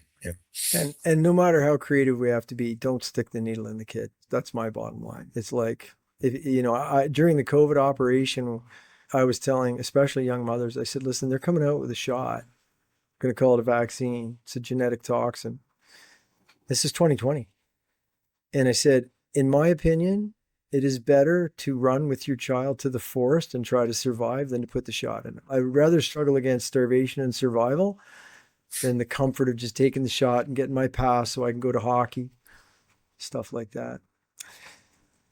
Well, we got some legal wins. Of course, we touched on this one earlier, and I want to thank Thomas Mailer. He was the first one to get this out to us. So the National Institute of Allergy and Infectious Disease, that's the organization headed up by Fauci for a long time. That's the organization that Fauci funneled the American taxpayers' dollars to make the virus, all the stuff. So we're talking about David Morens. I can put a photo up him here. He pled guilty this week to concealing records of coronavirus gain-of-function research grants. So the U.S. Department of Justice just announced in a press release that former senior NIAID official David Morens pleads guilty to charges connected to concealing federal records during the COVID-19 pandemic. I put the L in there. David Morens served as the senior advisor to the director, specifically in the office of the director from 2006 to 2022, and was also a longtime senior advisor to former NIAID director, Dr. Anthony Fauci.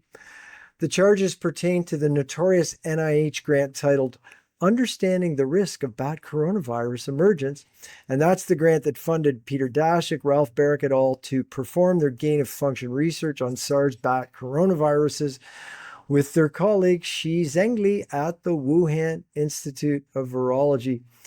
Anyways, John Leake noted about this. He said, this is like Al Capone going to jail for income tax evasion.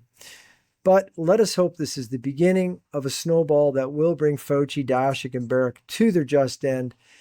Christof, do you mind if I share one more? This came from Charlene McBeath. And Thomas and Charlene, I hope you're having a great Sunday morning watching this show. This is something out of Canada. And here we're going to put a photo up. This is the Quebec City Convention Center. And folks may or may not recall this story, but this week, the Justice Center is pleased to share an important charter victory for freedom of expression and freedom of religion out of Quebec. So folks may recall in the summer of 2023, Harvest Ministries International organized what was called the Faith Freedom Fire, a Quebec City conference that would bring together people from across Canada for large-scale prayer meetings, musical performances, and presentations. And although the event was not about opposition to killing babies, although the event was not about opposition to abortion, the then Tourism Minister Caroline Proulx, let's have a look at her photo because this is going to get funny, personally directed staff at the Quebec City Convention Center to cancel HMI's rental agreement. And the former premier, Francois Legault, let's have a look at this character too. He publicly backed the cancellation, saying Quebec would not permit what he called anti-abortion groups to put on big shows in public spaces. Wow, you can go watch drag queen story time with the toddlers at school, but you can't have a Christian gathering in case they don't support abortion. Anyways, let me get back to the story. The good news is, on July 31st, 2026, the Quebec Superior Court found that the government's actions violated HMI's charter-protected freedoms and ordered, check this out, they ordered Miss Proulx herself to pay $30,000 in punitive damages for her conduct in directing the cancellation. HMI was also awarded another $30,000 plus in compensatory damages for losses caused by the cancellation, plus legal costs and interest. And the constitutional lawyer who headed this up, Olivier Sigrin, let's put a photo of this nice fellow up. He said this judgment confirmed that governments cannot use public facilities to punish organizations because officials disagree with their beliefs. The court rightly found that the minister acted without legal authority and violated fundamental freedoms guaranteed by the charter. Boy, where was this guy back in 2021? We could have used him. But anyways, the court rightly found that the minister accepted without legal authority and violated fundamental freedoms guaranteed by the charter. So this victory sends an important message to politicians across Canada. Are you listening? Governments cannot simply shut down events because they disapprove of the beliefs of the people involved, and public officials can face personal consequences when they abuse their authority. Great story, great action from the JCCF. Christof, what do you think about that? Well, that's quite incredible. And to me, it gave me shivers, that something is actually still working out there. And looking at all the issues around that topic, did you see last week's ruling in Massachusetts that the killing of babies is allowed until birth? Yep. So 1 of 10 in the US now making it possible to basically choose the time of abortion until the end. That itself is a topic, but to actually have people giving the right for their voices and getting the people that cancel it punished, I think is a great sign. Yeah, absolutely. Yeah. Well, when I see that, I think of the RKI stuff we covered. Now we were talking, was it Spieler, Hans?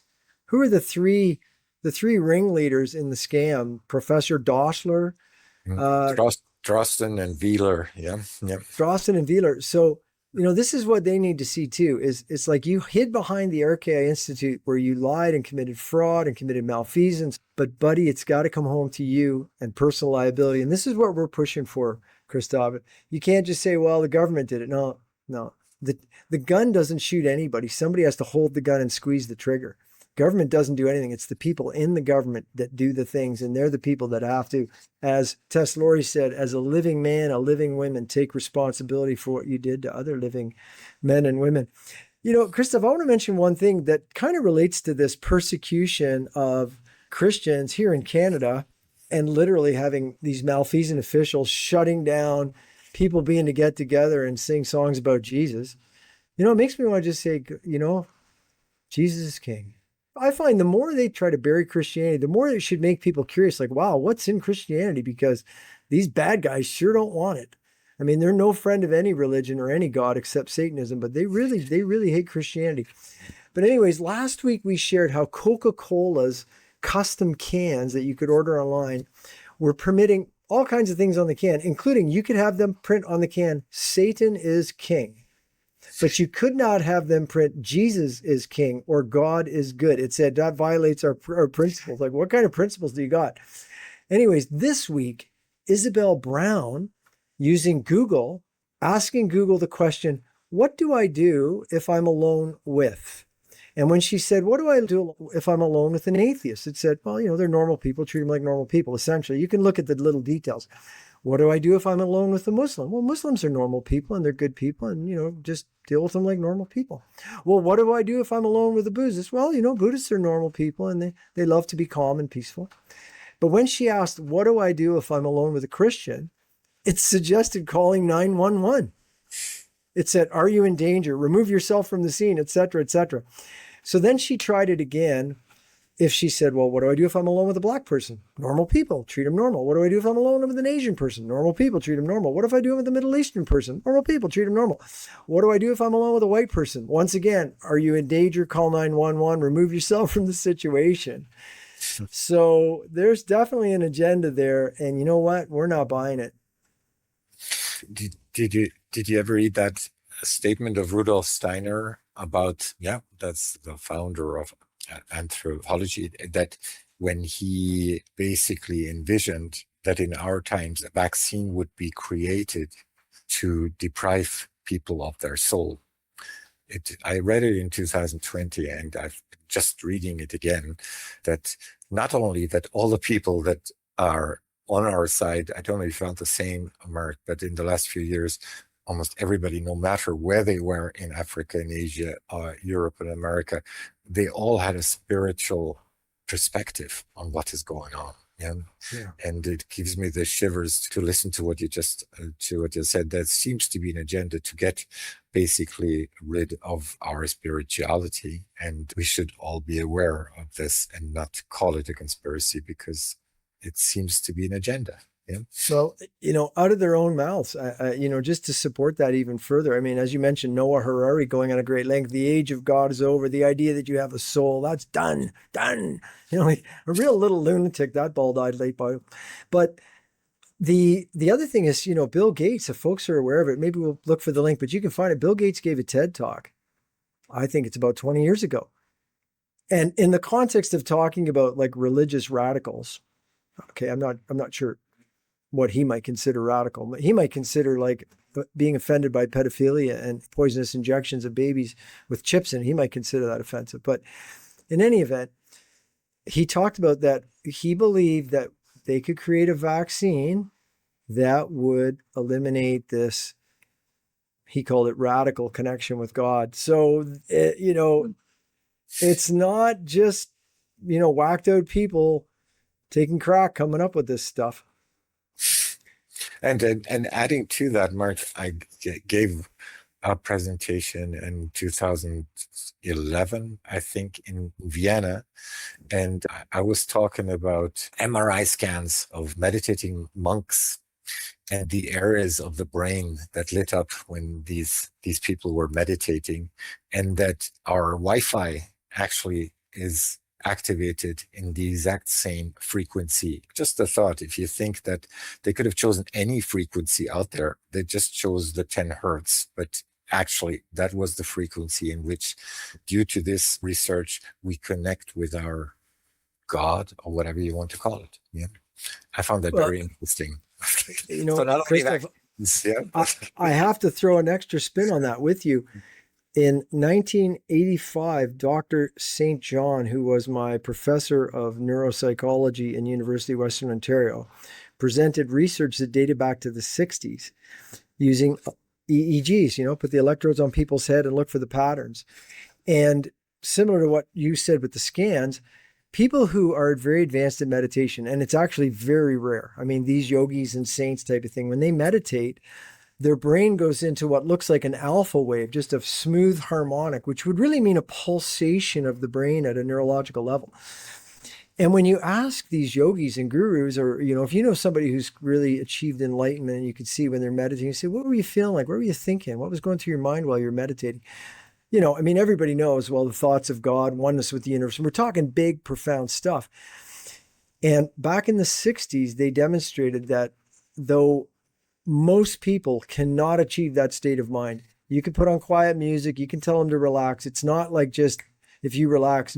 Most human brains never go into that state. But within 30 to 90 seconds of watching a TV screen, almost everybody's in it.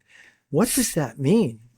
I think we have to extract this, say, if this is a state of mind reserved for communication with God, and these parasite class goblins have figured out how to put a human mind in that state and get them to want to eat a cheeseburger, take a COVID shot, consider becoming transgender, et cetera, et cetera. This is not hyperbole. We're just looking at what's on the table, folks.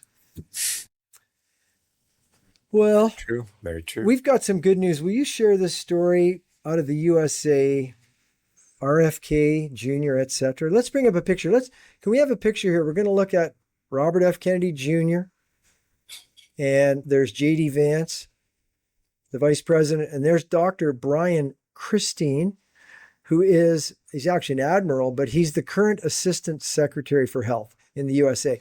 So if you could share what they announced, I would appreciate that. Well, J.D. Vance and RFK Jr. referred 225 hospitals to DOJ over potential federal violations. It says it's Vice President J.D. Vance and HHS Secretary Robert F. Kennedy Jr. have referred more than 225 hospitals and health systems to the Justice Department and HHS Inspector General for potential federal law violations tied to pediatric gender programs and transgender procedures on minors. Today, HHS released Wolves in White Coats, a report examining pediatric gender medicine and insurance building across America. The findings raise serious questions about what families were told, what insurers were told, and how these procedures were built. Today, Secretary Kennedy and I referred hospitals and clinics identified by this review to the Department of Justice and the HHS Inspector General for possible violations of federal law. These allegations are crazy, and they demand investigation. When children may have been harmed and families misled, it's on those of us in power to find the truth and to seek justice for kids who were harmed by these doctors. Under the previous administration, my predecessor, Richard Levine, promoted what he called gender-affirming care for minors, and there's nothing caring about that. These are sex-rejecting, mutilating, transgender procedures promoted by the Biden administration, and thanks to President Trump's leadership, we're changing course. The Wolves in White Coats report issued by my office at HHS examines a medical system that subjected children to profound interventions while serious questions remained about evidence, about informed consent, and about financial incentives. The report found more than 225 hospitals and health systems established pediatric gender programs nationwide where they preyed on vulnerable children and told families that their kids needed life-altering medical treatments, when what they really needed was compassion and counsel. Dr. Brian Christine, the current Assistant Secretary of Health. Dr. Brian Christine replaced Richard Levine. Richard Levine is the birth name of Rachel Levine, who served as the 17th Assistant Secretary for Health and a 4-star Admiral in the U.S. Public Health Service commissioned corpse from March 2021 until January 2025 under the Biden administration. And here we can show the photo of Richard Rachel Levine. Yeah, this is very interesting, Christof. So here's Richard Rachel Levine, who under his reign, he reigned over the construction of the sex-denying surgical mutilations across the country. So now, 225 hospitals potentially facing criminal investigation. I think that's wonderful news. What do you think, Christof? Well, I still haven't figured out the entire gender issue. Yeah. Why? Because I'm faced with it all the time because my children are being taught in their schools 51 different genders and all kinds of things, and I have to discuss with them. But the fact that to vote, you have to be 18 and in some countries 21. And in order to get a life-changing surgery with terrible consequences, lifelong hormone replacement that really throws people off balance. And I have a few patients that have gone through surgeries like it. And yeah, what a misery their life is. I don't want to exclude that as an option for anybody over 18 if they choose to be well informed and to do that. But to get children with the age of 14 to get these surgeries in a time where they're looking for their sexual identity, that is just a crime. So I think it's a huge business that was set up, and you could see how these clinics popped up everywhere. And we've seen medicine playing quite an evil role in many, many societies.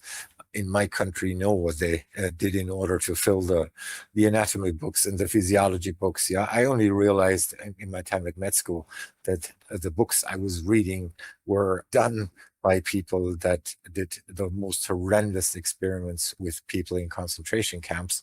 And I was really, really shocked about this. So there is a dark side to medicine, and I think it's usually motivated by money. I can't think of another reason why individual surgeons would have gone through that process. And I'm very, very glad that consequences are there to await them, because it's a dreadful thing that has happened. Yeah. Yeah. And I think that, we've looked at the WHO as one of the core organizations dishing out and funneling the sexualization of children and gender confusion into the world. So I think that there's a money side to it, but I think it's also about collapsing a civilization. I think that the parasite class do not want Western Christian society in any of its forms. And I think a lot of us would even think, well, I'm not really Christian. I'm not really religious. I just believe in being spiritually connected. And well, actually, that's actually an extremely Christian idea that grew out of Christian society, because Christianity, become possessed with the Holy Spirit, let God teach you directly, stuff like that. So even though the language changes, I think we really should be careful of these guys who are trying to knock the pillars out from the society that a lot of us take for granted and have no idea how horrific it would be to fall back into the dark ages before our ancestors gained a lot of ground.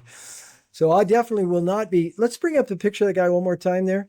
This is Rachel Levine, Richard Levine. And so this was the assistant secretary as they put together these sex-denying surgical campaigns across the country. And then let's just, to keep ourselves sane, let's bring up a picture there one more time. There's RFK, J.D. Vance, and Dr. Brian Christine doing something about it and turning it around. So thank God for that. That's pretty dark stuff, Christof. I think it's time for a Fauci moment. We're good. What have you got? We got our next little interesting joke about Dr. Evil. What's the difference between Fauci and a magic 8-ball? I don't know. Eventually you stop shaking the 8-ball and accept the answer. I love it. Maybe Fauci hasn't been shaken enough. Is that if we shake him enough, will the truth come out of his mouth? I did it. I hate humanity. Well, yeah. Maybe. Well, we got some wins in the Citizen Action Department, and a big one. Maybe let's pull up a few photos that were just sent to me from what's happening at those NCI hearings that Ted and John Graff or others are overseeing there that, well, they've wrapped up now, but that's what was going on through the week in Alberta on the subject of food. And so the National Citizens Inquiry has now conducted 3 days of hearings in High River, on the question, are farmers safe in Canada? And is our food safe in Canada? And internationally recognized world experts, farmers, and citizens testified. They provided compelling evidence that our farmers and food is not safe in Canada. We heard testimony from Professor Frederick Leroy, Dr. Sylvian Charlebois, Dr. John Fagan, Michael Yon, Nicholas Hulsher, Dr. Jessica Rose, Dr. Michelle Perot, Molly Engerhart, and many others. Witnesses spoke to raw milk and dairy regulation, Alberta's Bill 22, farmer marketing freedom and property rights, the complete depopulation of a Saskatchewan cattle herd following a bovine tuberculosis case, the CFIA disease response and testing procedures, nutrition and food freedom, ranch viability, regulatory impacts on rural communities, questions surrounding AI data centers, electricity generation, agricultural communities. Anyways, there's a lot that goes into figuring out what's going on and what to do. The High River hearings were day 42, 43, and 44 of all the NCI hearings, which of course began in 2023. We've now heard from more than 500 witnesses through NCI hearings. And of course, with regards to COVID, NCI collected the largest body of evidence under oath pertaining to the government's response to COVID in the entire world. Everyone in the world should tap into the nationalcitizensinquiry.ca and take advantage of that. And now, Christof, you are, in my world, you're one of my world experts who spans from health into food production. And just, this isn't just a Canadian thing, is it? The destruction of the food supply and corporations using governments to destroy and poison us through our food. Any thoughts or insights for the public, especially practical things like staying alive? Well, I mean, first of all, a big thank you to all the people at the NCI staging such a thing, because where do you otherwise get the information? And I can only recommend everybody to look more into this topic. And as you said, all over the world, it starts with genetic seeds. It starts with basically using hybrids in order to not to reproduce your own food. It starts with the chemicals being sprayed on it, the genetic modifications that have reached in so many areas of our nutrition, genetic modification of pest control that they're doing now. They're genetically modifying crops, vegetables, and fruit. So the insects that will eat it will die because the insecticide will be produced by the food itself. Never mind what it will do to our bodies. Yeah, it's about the conservation of the food. One patient this week told me, why is it that almost all food, all vegetable fruit that we buy in the supermarket now tastes like crap? Because it doesn't taste like the real apple, the real tomato. And even if it's organic and coming from thousands of miles, because we have lost the value of decentralized food production. And we are here in 2 decentralized projects. We get our good organic food. And sometimes it's hard for me to not empty the bucket that I'm having with me driving back home, because it's the smell, the taste, even the way it looks like is so different to anything that you're exposed to.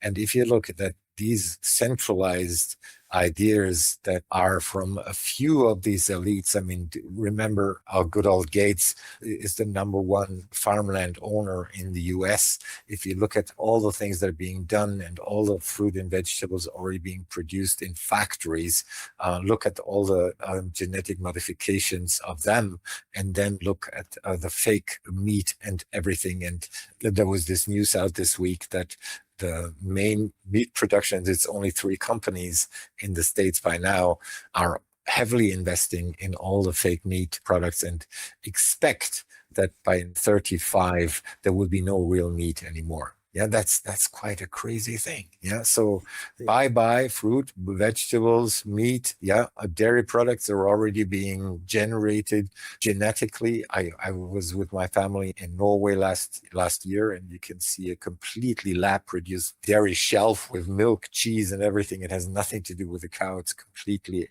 out of the lab. Do get informed. Watch these NCI hearings and start to look around, form communities, use your own garden. There's so much space in most gardens that is just for lawn and for pretty flowers. You can have pretty blossom by things that will fill your fridge and your mouth, and it's delicious. Go back into decentralized farming. In England during the Second World War, this was done as a preventative measure because on the island they knew they didn't have enough food when it came to a crisis because most food was imported. And so people started growing everything. And in fact, it improved the health of the British people so dramatically that they immediately raised the program afterwards because maybe they wanted people sick because everything that they know, it's not done for our health. So get informed and start planting. Yeah. You got to be so careful what you put in your mouth. Big ag and big food is just as bad as big pharma. Like they really are. They're the same people. When you dive through these corporation veils, you find yourself looking at the same parasite class. So yeah, heirloom seeds, grow your own garden, support local farmers. And I think we're coming to a point, I was speaking with some activists in a few other countries where they're really trying to control the cattle. And the really thought is like, hey, maybe you need to have some like hidden cattle that are off the grid. So you can just have a natural cow, give a natural birth and milk and just, because these nut jobs are trying to vandalize everything. So let's keep it safe, folks. We're not here to go with their program. We're just looking at their program to go the other way and to help tear them down. Well, Christof, that brings us to the section of Wins of the Week that Ted often says is his favorite, which is telling it like it is, or the truth bombs. And I thought, what better way to start with one of my favorite truth bombs of the week, which came from Ted Kuntz himself. And this is a very short clip of Ted speaking at the NCI hearings this week. I also want to share with you that a number of the witnesses that we have invited to testify who would agree to testify have withdrawn that opportunity to testify out of concern of the repercussions of standing up, speaking out, and telling their experience. And I think that's even more important because what it speaks to is that there's a culture of fear in this country. There's a culture of censorship. And if Canadians can't speak out, if they can't share their experience, if those that are researching the conversations and the critical information about our food supply can't speak out loudly, we can't make good decisions. Christof, it's so interesting. Do you see the parallels here between farmers and nurses and doctors and scientists during COVID? How many doctors said, I can't tell you what I think about the vaccine. I have to tell you it's safe and effective. I can't tell you what's in it, right? Because the old system, the old corrupt, illegitimate system that we don't want anything to do with other than its end or takeover, would punish nurses and doctors for saying things like, oh, by the way, that's a genetic experiment. That's not a vaccine. Or, oh my God, you just had a stroke. You're 12 years old, 3 days after a shot. That's probably from the shot. Those kind of things.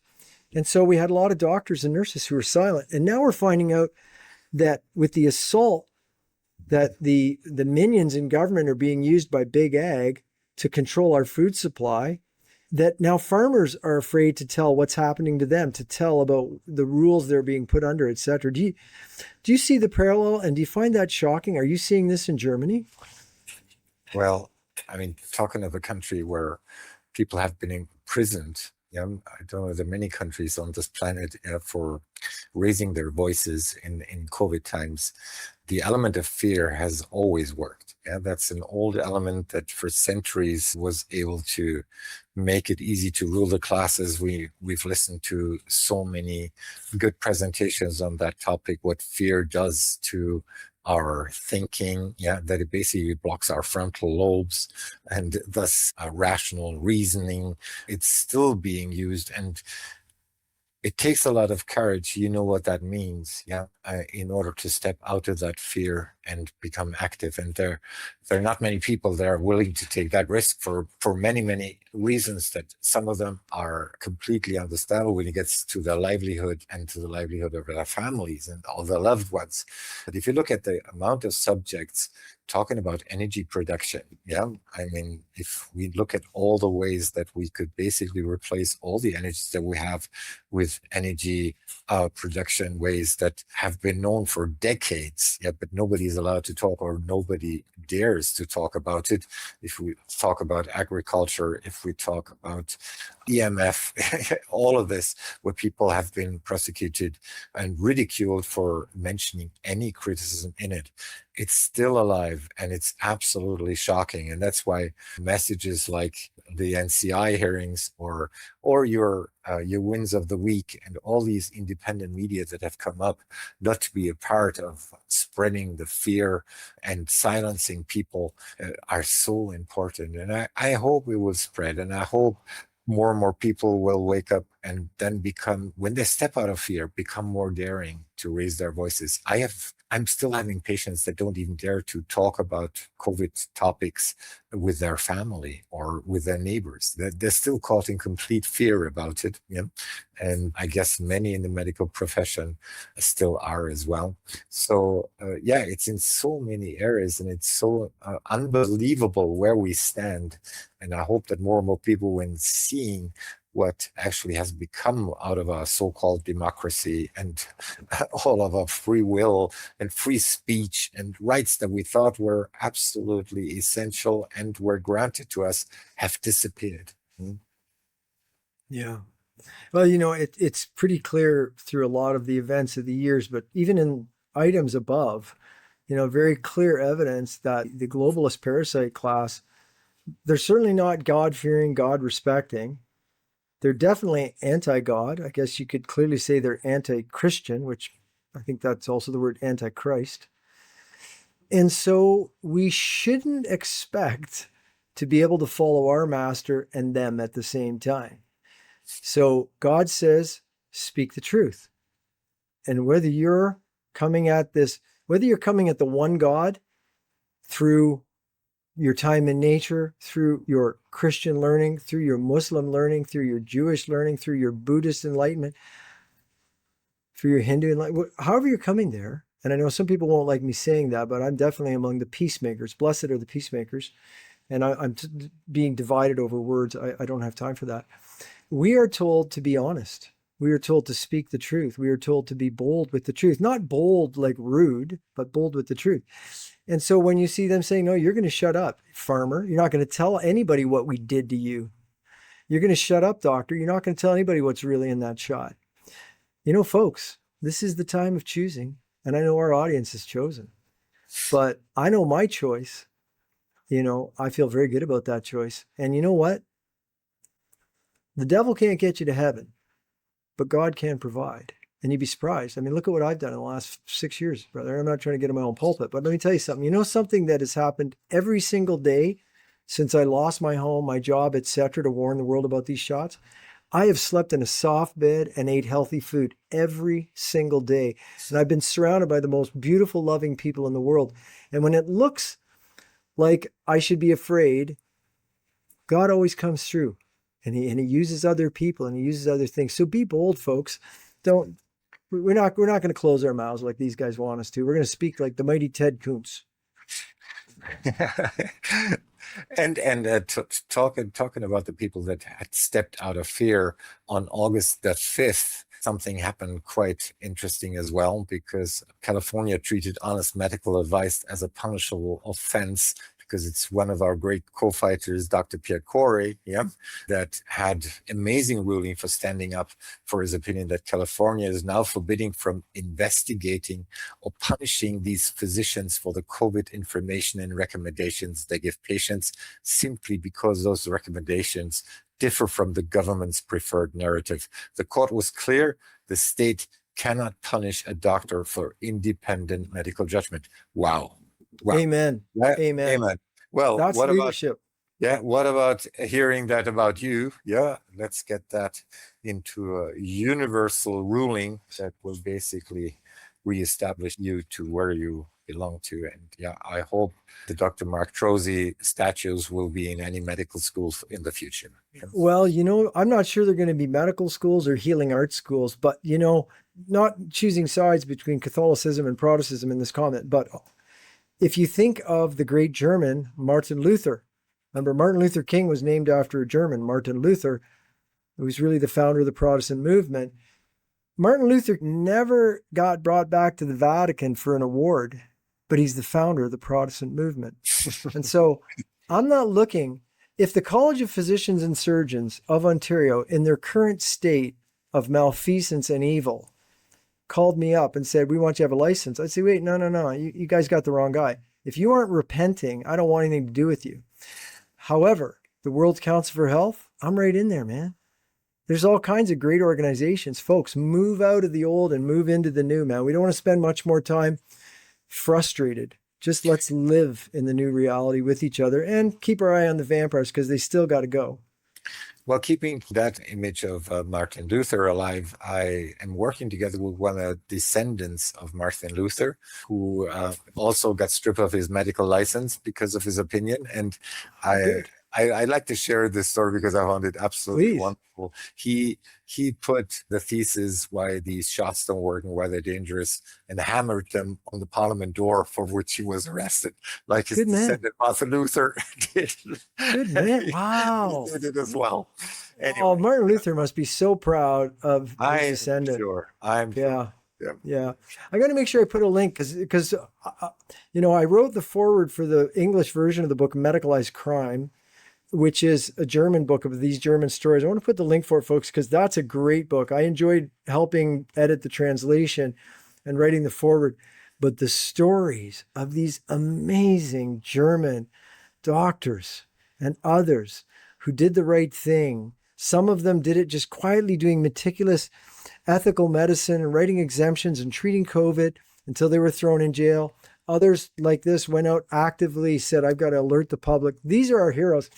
And these are the leaders in the future of the real Germany. Just like, in Canada, the real leaders are going to be the people that stood against the goblins. Well, we got a little more. We're having an amazing show today. Thanks for staying with us, folks. This next Telling It Like It Is comes from Toby Rogers. So this is what he had to say. Histories of National Socialism. National Socialist Party was Hitler's party, and there's a lot of controversy about what really happened, but let's run with this. The history of National Socialism focus on the rabid anti-Semitism, racism, homophobia, etc. But the hate was partly in service to theft, stealing the assets, homes, jewels, art, jobs, businesses of the stigmatized other. What's astonishing about our current vaccine holocaust is that the powers that be figured out how to have systemic theft of resources from wide swaths of society without outward displays of hate. Indeed, with expressions of care and concern as they shut down your businesses and forced you into bankruptcy and Walmart took over your market, all this sort of stuff. So this is sort of the crystal Pepsi version of National Socialism. In the current case, they replaced anti-Semitism with junk science virology and achieved the same end results, suppressing the people, locking them down, and stealing their assets. The only thing that gives the game away is the bigotry towards the anti-vaxxers, the only group that mainstream society says it is officially okay to hate, although now we're finding out Christians and whites too. But the rest of the scheme is presented as a vast quilt of benevolence and love. Various weaponized cognitive biases, normalcy bias, trusting experts, conflating nice with good, prevented people from protecting themselves. It was a kinder, gentler, slower fascism, ushering in, well, what the author says is the 1,000-year Reich. I say it's ushering in us waking up and haven't had enough and completing the process of we're overthrowing the parasite class. But that's an interesting comment, eh, Christof? Yeah, and as I said, it's interesting that I can't read out a text like it because, I would be immediately persecuted in my country. So thanks for reading it out and inspiring people to talk about it, but still showing what madness exists on this planet. Yeah, and to demonstrate what Christof's saying is great reality, one of our heroes, Vera Sharev, who I believe is pushing 90 years old now. I mean, she looks so great. It's hard to believe how old she is.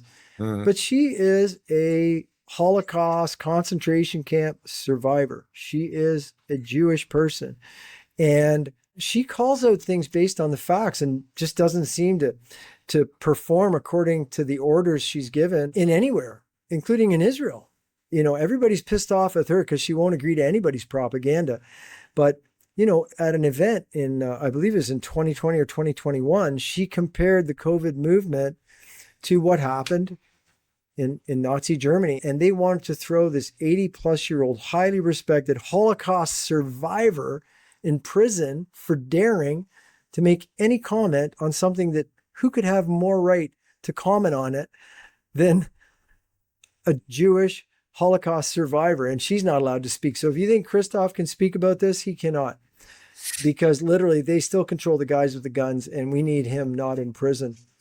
We got a really a nice statement that I picked up this week from one of my favorite academics, Dr. Richard Amerling, who I've really enjoyed working with, Grand Rounds, Gold Care, etc. I mean, a very, very astute scientist with a lot of clear insight for the world. And he said this week, he wrote this: "It was clear from the pivotal vaccine trials that neither Pfizer nor Moderna shots prevented transmission, infection, hospitalization, or deaths. And they had serious toxicity. So everyone involved at both companies, the CDC, the FDA, the NIAID, etc., knew this was a complete scam. What's emerging now from Tony Fauci's diary and phone evidence is evidence of a massive cover-up. The aerial retrospective view of the COVID pandemic reveals a disease created to market a genetic product long in the making, the modified mRNA platform, which is the classic pharma modus operandum. There may well have been nefarious intentions to reduce the population or cull the herd, but the trillions of dollars plundered from the world's treasuries are motivation enough." Wow, Christof, that's getting a lot of truth into a few sentences, isn't it? It is, yeah. Well, God bless Richard. I hope we put a picture up there of Dr. Amerling. Well, I'd like to have one last truth bomb. This is our last official Wins of the Week item. And this came from LifeSite News co-founder Stephen Jelcevic. And he wrote, "The Fauci inquiry should remind us that depopulation is the goal of globalist elites. Recent events are a warning. To not be lulled into thinking an even worse globalist organized medical climate, fake aliens, or World War III terror might not already be planned to finish what was not achieved by the COVID scam." So there you have it. One of the most in-detailed red-pilled human beings in the world, Steve Jelcevic, co-founder of LifeSite News, is telling us, hey guys, don't go home, party's not over, and stay diligent. We've still got work to do, which of course is true. Well, I mean, if you look at everything, if you look at the quality of our food, the medical system that we have, these genetic injections released for the first time, and them covering up all the consequences of what it has caused people, whilst we know of countless lives that have been influenced by it. If we know that being nuked with 5G and soon 6G, so our own bodies are turning into antennas, because we'll be functioning as giving other people reception with our mobile phones. If you look at all the evidence of all these factors, including the quality of our air, the quality of our water, it's not just random poisoning of our planet, because if we could see that it's harming humanity, we should get active and do something against it. But if more and more is being added, you can't help feeling it. And I was actually, I don't know how you felt, Mark, but a few years ago, I couldn't imagine people out there trying to minimize world population. It came to me in 21 when I saw what was happening. I said, I can't believe this. Even with all the statements of Gates, who wanted to reduce population by 500 million to 500 million. There was a recent study that has come out. In order to save our planet, we have to reduce our population by 4 billion. All of these things. If you look at the fertility rates that are going down everywhere, not only since the shots, but with us males since the 1950s, it's absolutely crazy not to think that there is a thought that depopulation is the only solution for saving this planet. What a few people in the elites actually think. Whilst on the other hand, whenever I'd start talking about the discussion, I said, well, they're part of humans living on this planet. If they have been injected, if they eat this poisonous food, this poisonous air, whatever, they must know. Well, actually, they might not know. So there are a few people that do know, and I think they are out of this entire scheme. Yeah, I'm quite sure they eat good food. They're not being nuked and they're not being injected. But yeah, it's time to face the facts, I'd say. Yeah. Yeah, for sure. We won't be going with them. Well, I think it's time for another Fauci moment. So here it is. Here's the story. Check this out. Dr. Evil Anthony Fauci testifies before the Congress. And the congressman asks him, Dr. Fauci, do you stand by your previous testimony? And Fauci leans into the mic and says, I don't recall giving any previous testimony. And if I did, you're misinterpreting. And if you're not, the science has changed. And if it didn't, that clip is edited. Next question. You can see why he just said, I'll take the fifth. I'll take the fifth. I hope he's in prison right now. I mean, certainly things are moving forward with that. Yeah, lots of things are happening. I don't know if everybody saw the hearing of Fauci last week. I was quite stunned with being able to reply 111 times, I think it was, with the Fifth Amendment. But what I hadn't watched, and I watched it this morning, was the comments of the Democratic politicians that were defending it. Did you ever see that? Yeah. Crazy, eh? That was crazy. Shameless. Yeah. Absolutely shameless. Yeah. Like it's so clear that these people are not in any way trying to represent or take care of their constituents. They are clearly working for the corporate entities that are working against the people. And well, do they not know? Yeah, I mean that was my question, because surely they must know, and if they know, in order to protect gain of function research or whatever he stands for, that in itself is a crime to me. Yeah. Yeah, I agree. Yeah. Well, that's our list of wins for the week. I'd like to wrap up with a couple things on the way out. One is a call to action, and folks, if you look back, hopefully you're watching this on Sunday. Hopefully on Saturday we got my alert up regarding, in the USA, Moderna's, yeah, you're going to hear this right, modified messenger RNA flu shot called mFlusiva. It was approved. So, I mean, RFK may be doing some great things, but he has not wrestled the beast into submission, that's for sure.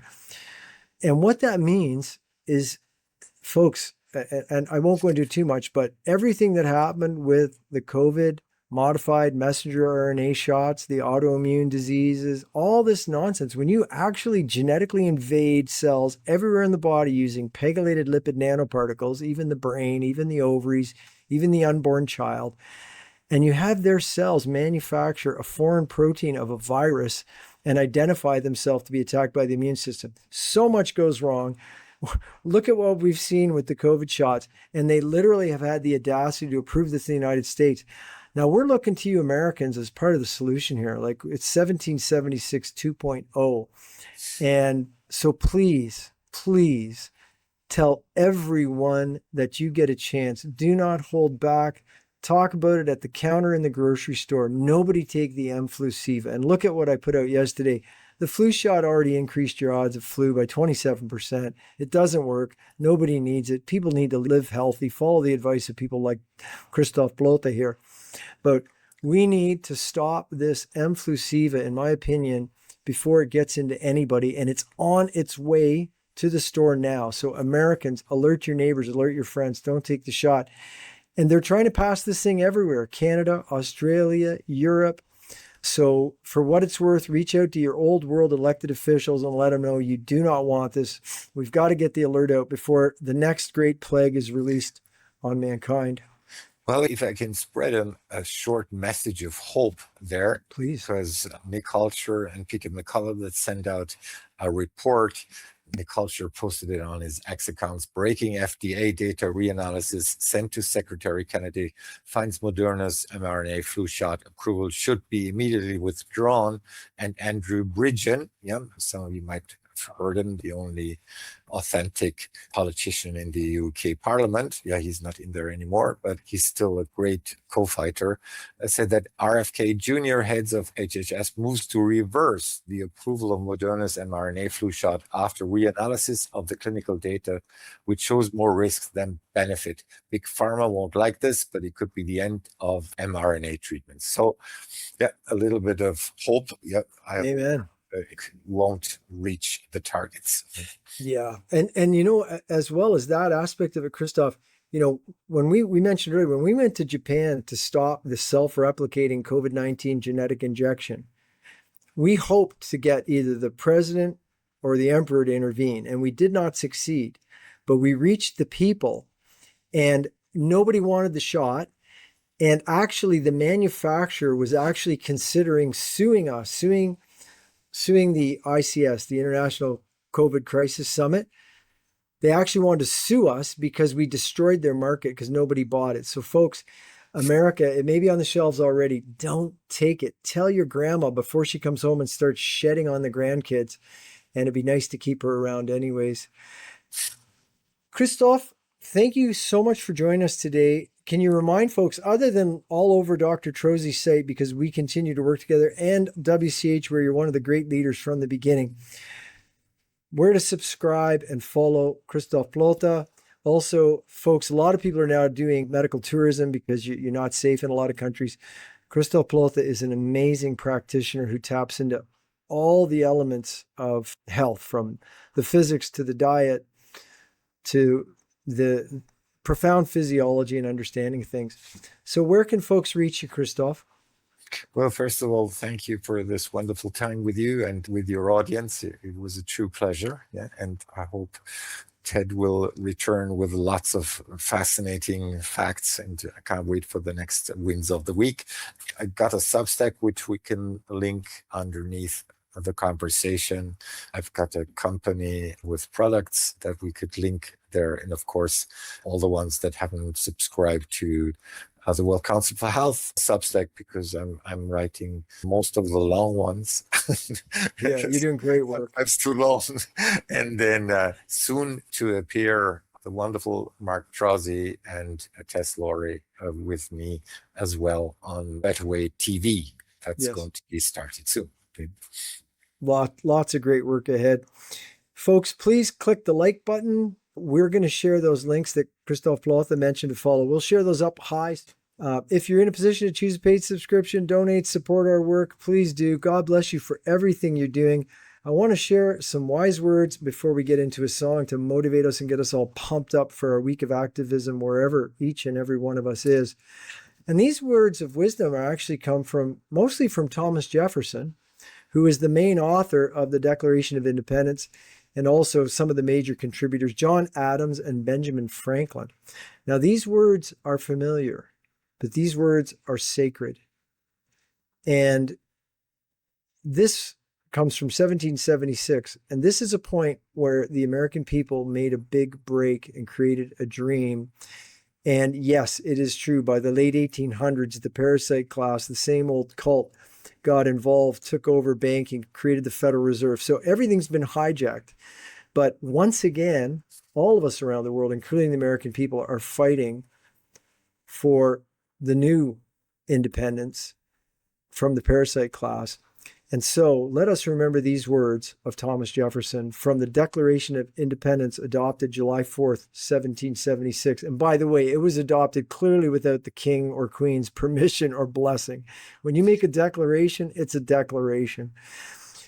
We hold these truths to be self-evident, that all men, and that means all men and women, are created equal, that they are endowed by their Creator with certain unalienable rights, and that among these are life, liberty, and the pursuit of happiness.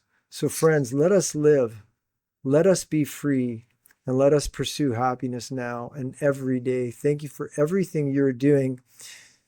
And this week, we're going to go out with some old classical 1870 premiered concerto by Richard Wagner, the Valkyrie, the Ride of the Valkyries. And this is great music to pump you up. So don't don't strain yourself. Maybe do a little warm up before you start jumping around the room, swinging punches and kicks. And here's Richard Wagner. God bless you all. Have a fabulous week. Thank you, Christof Plothe. God bless Germany. God bless the world. And we look forward to seeing you again next week. All the best to all of you.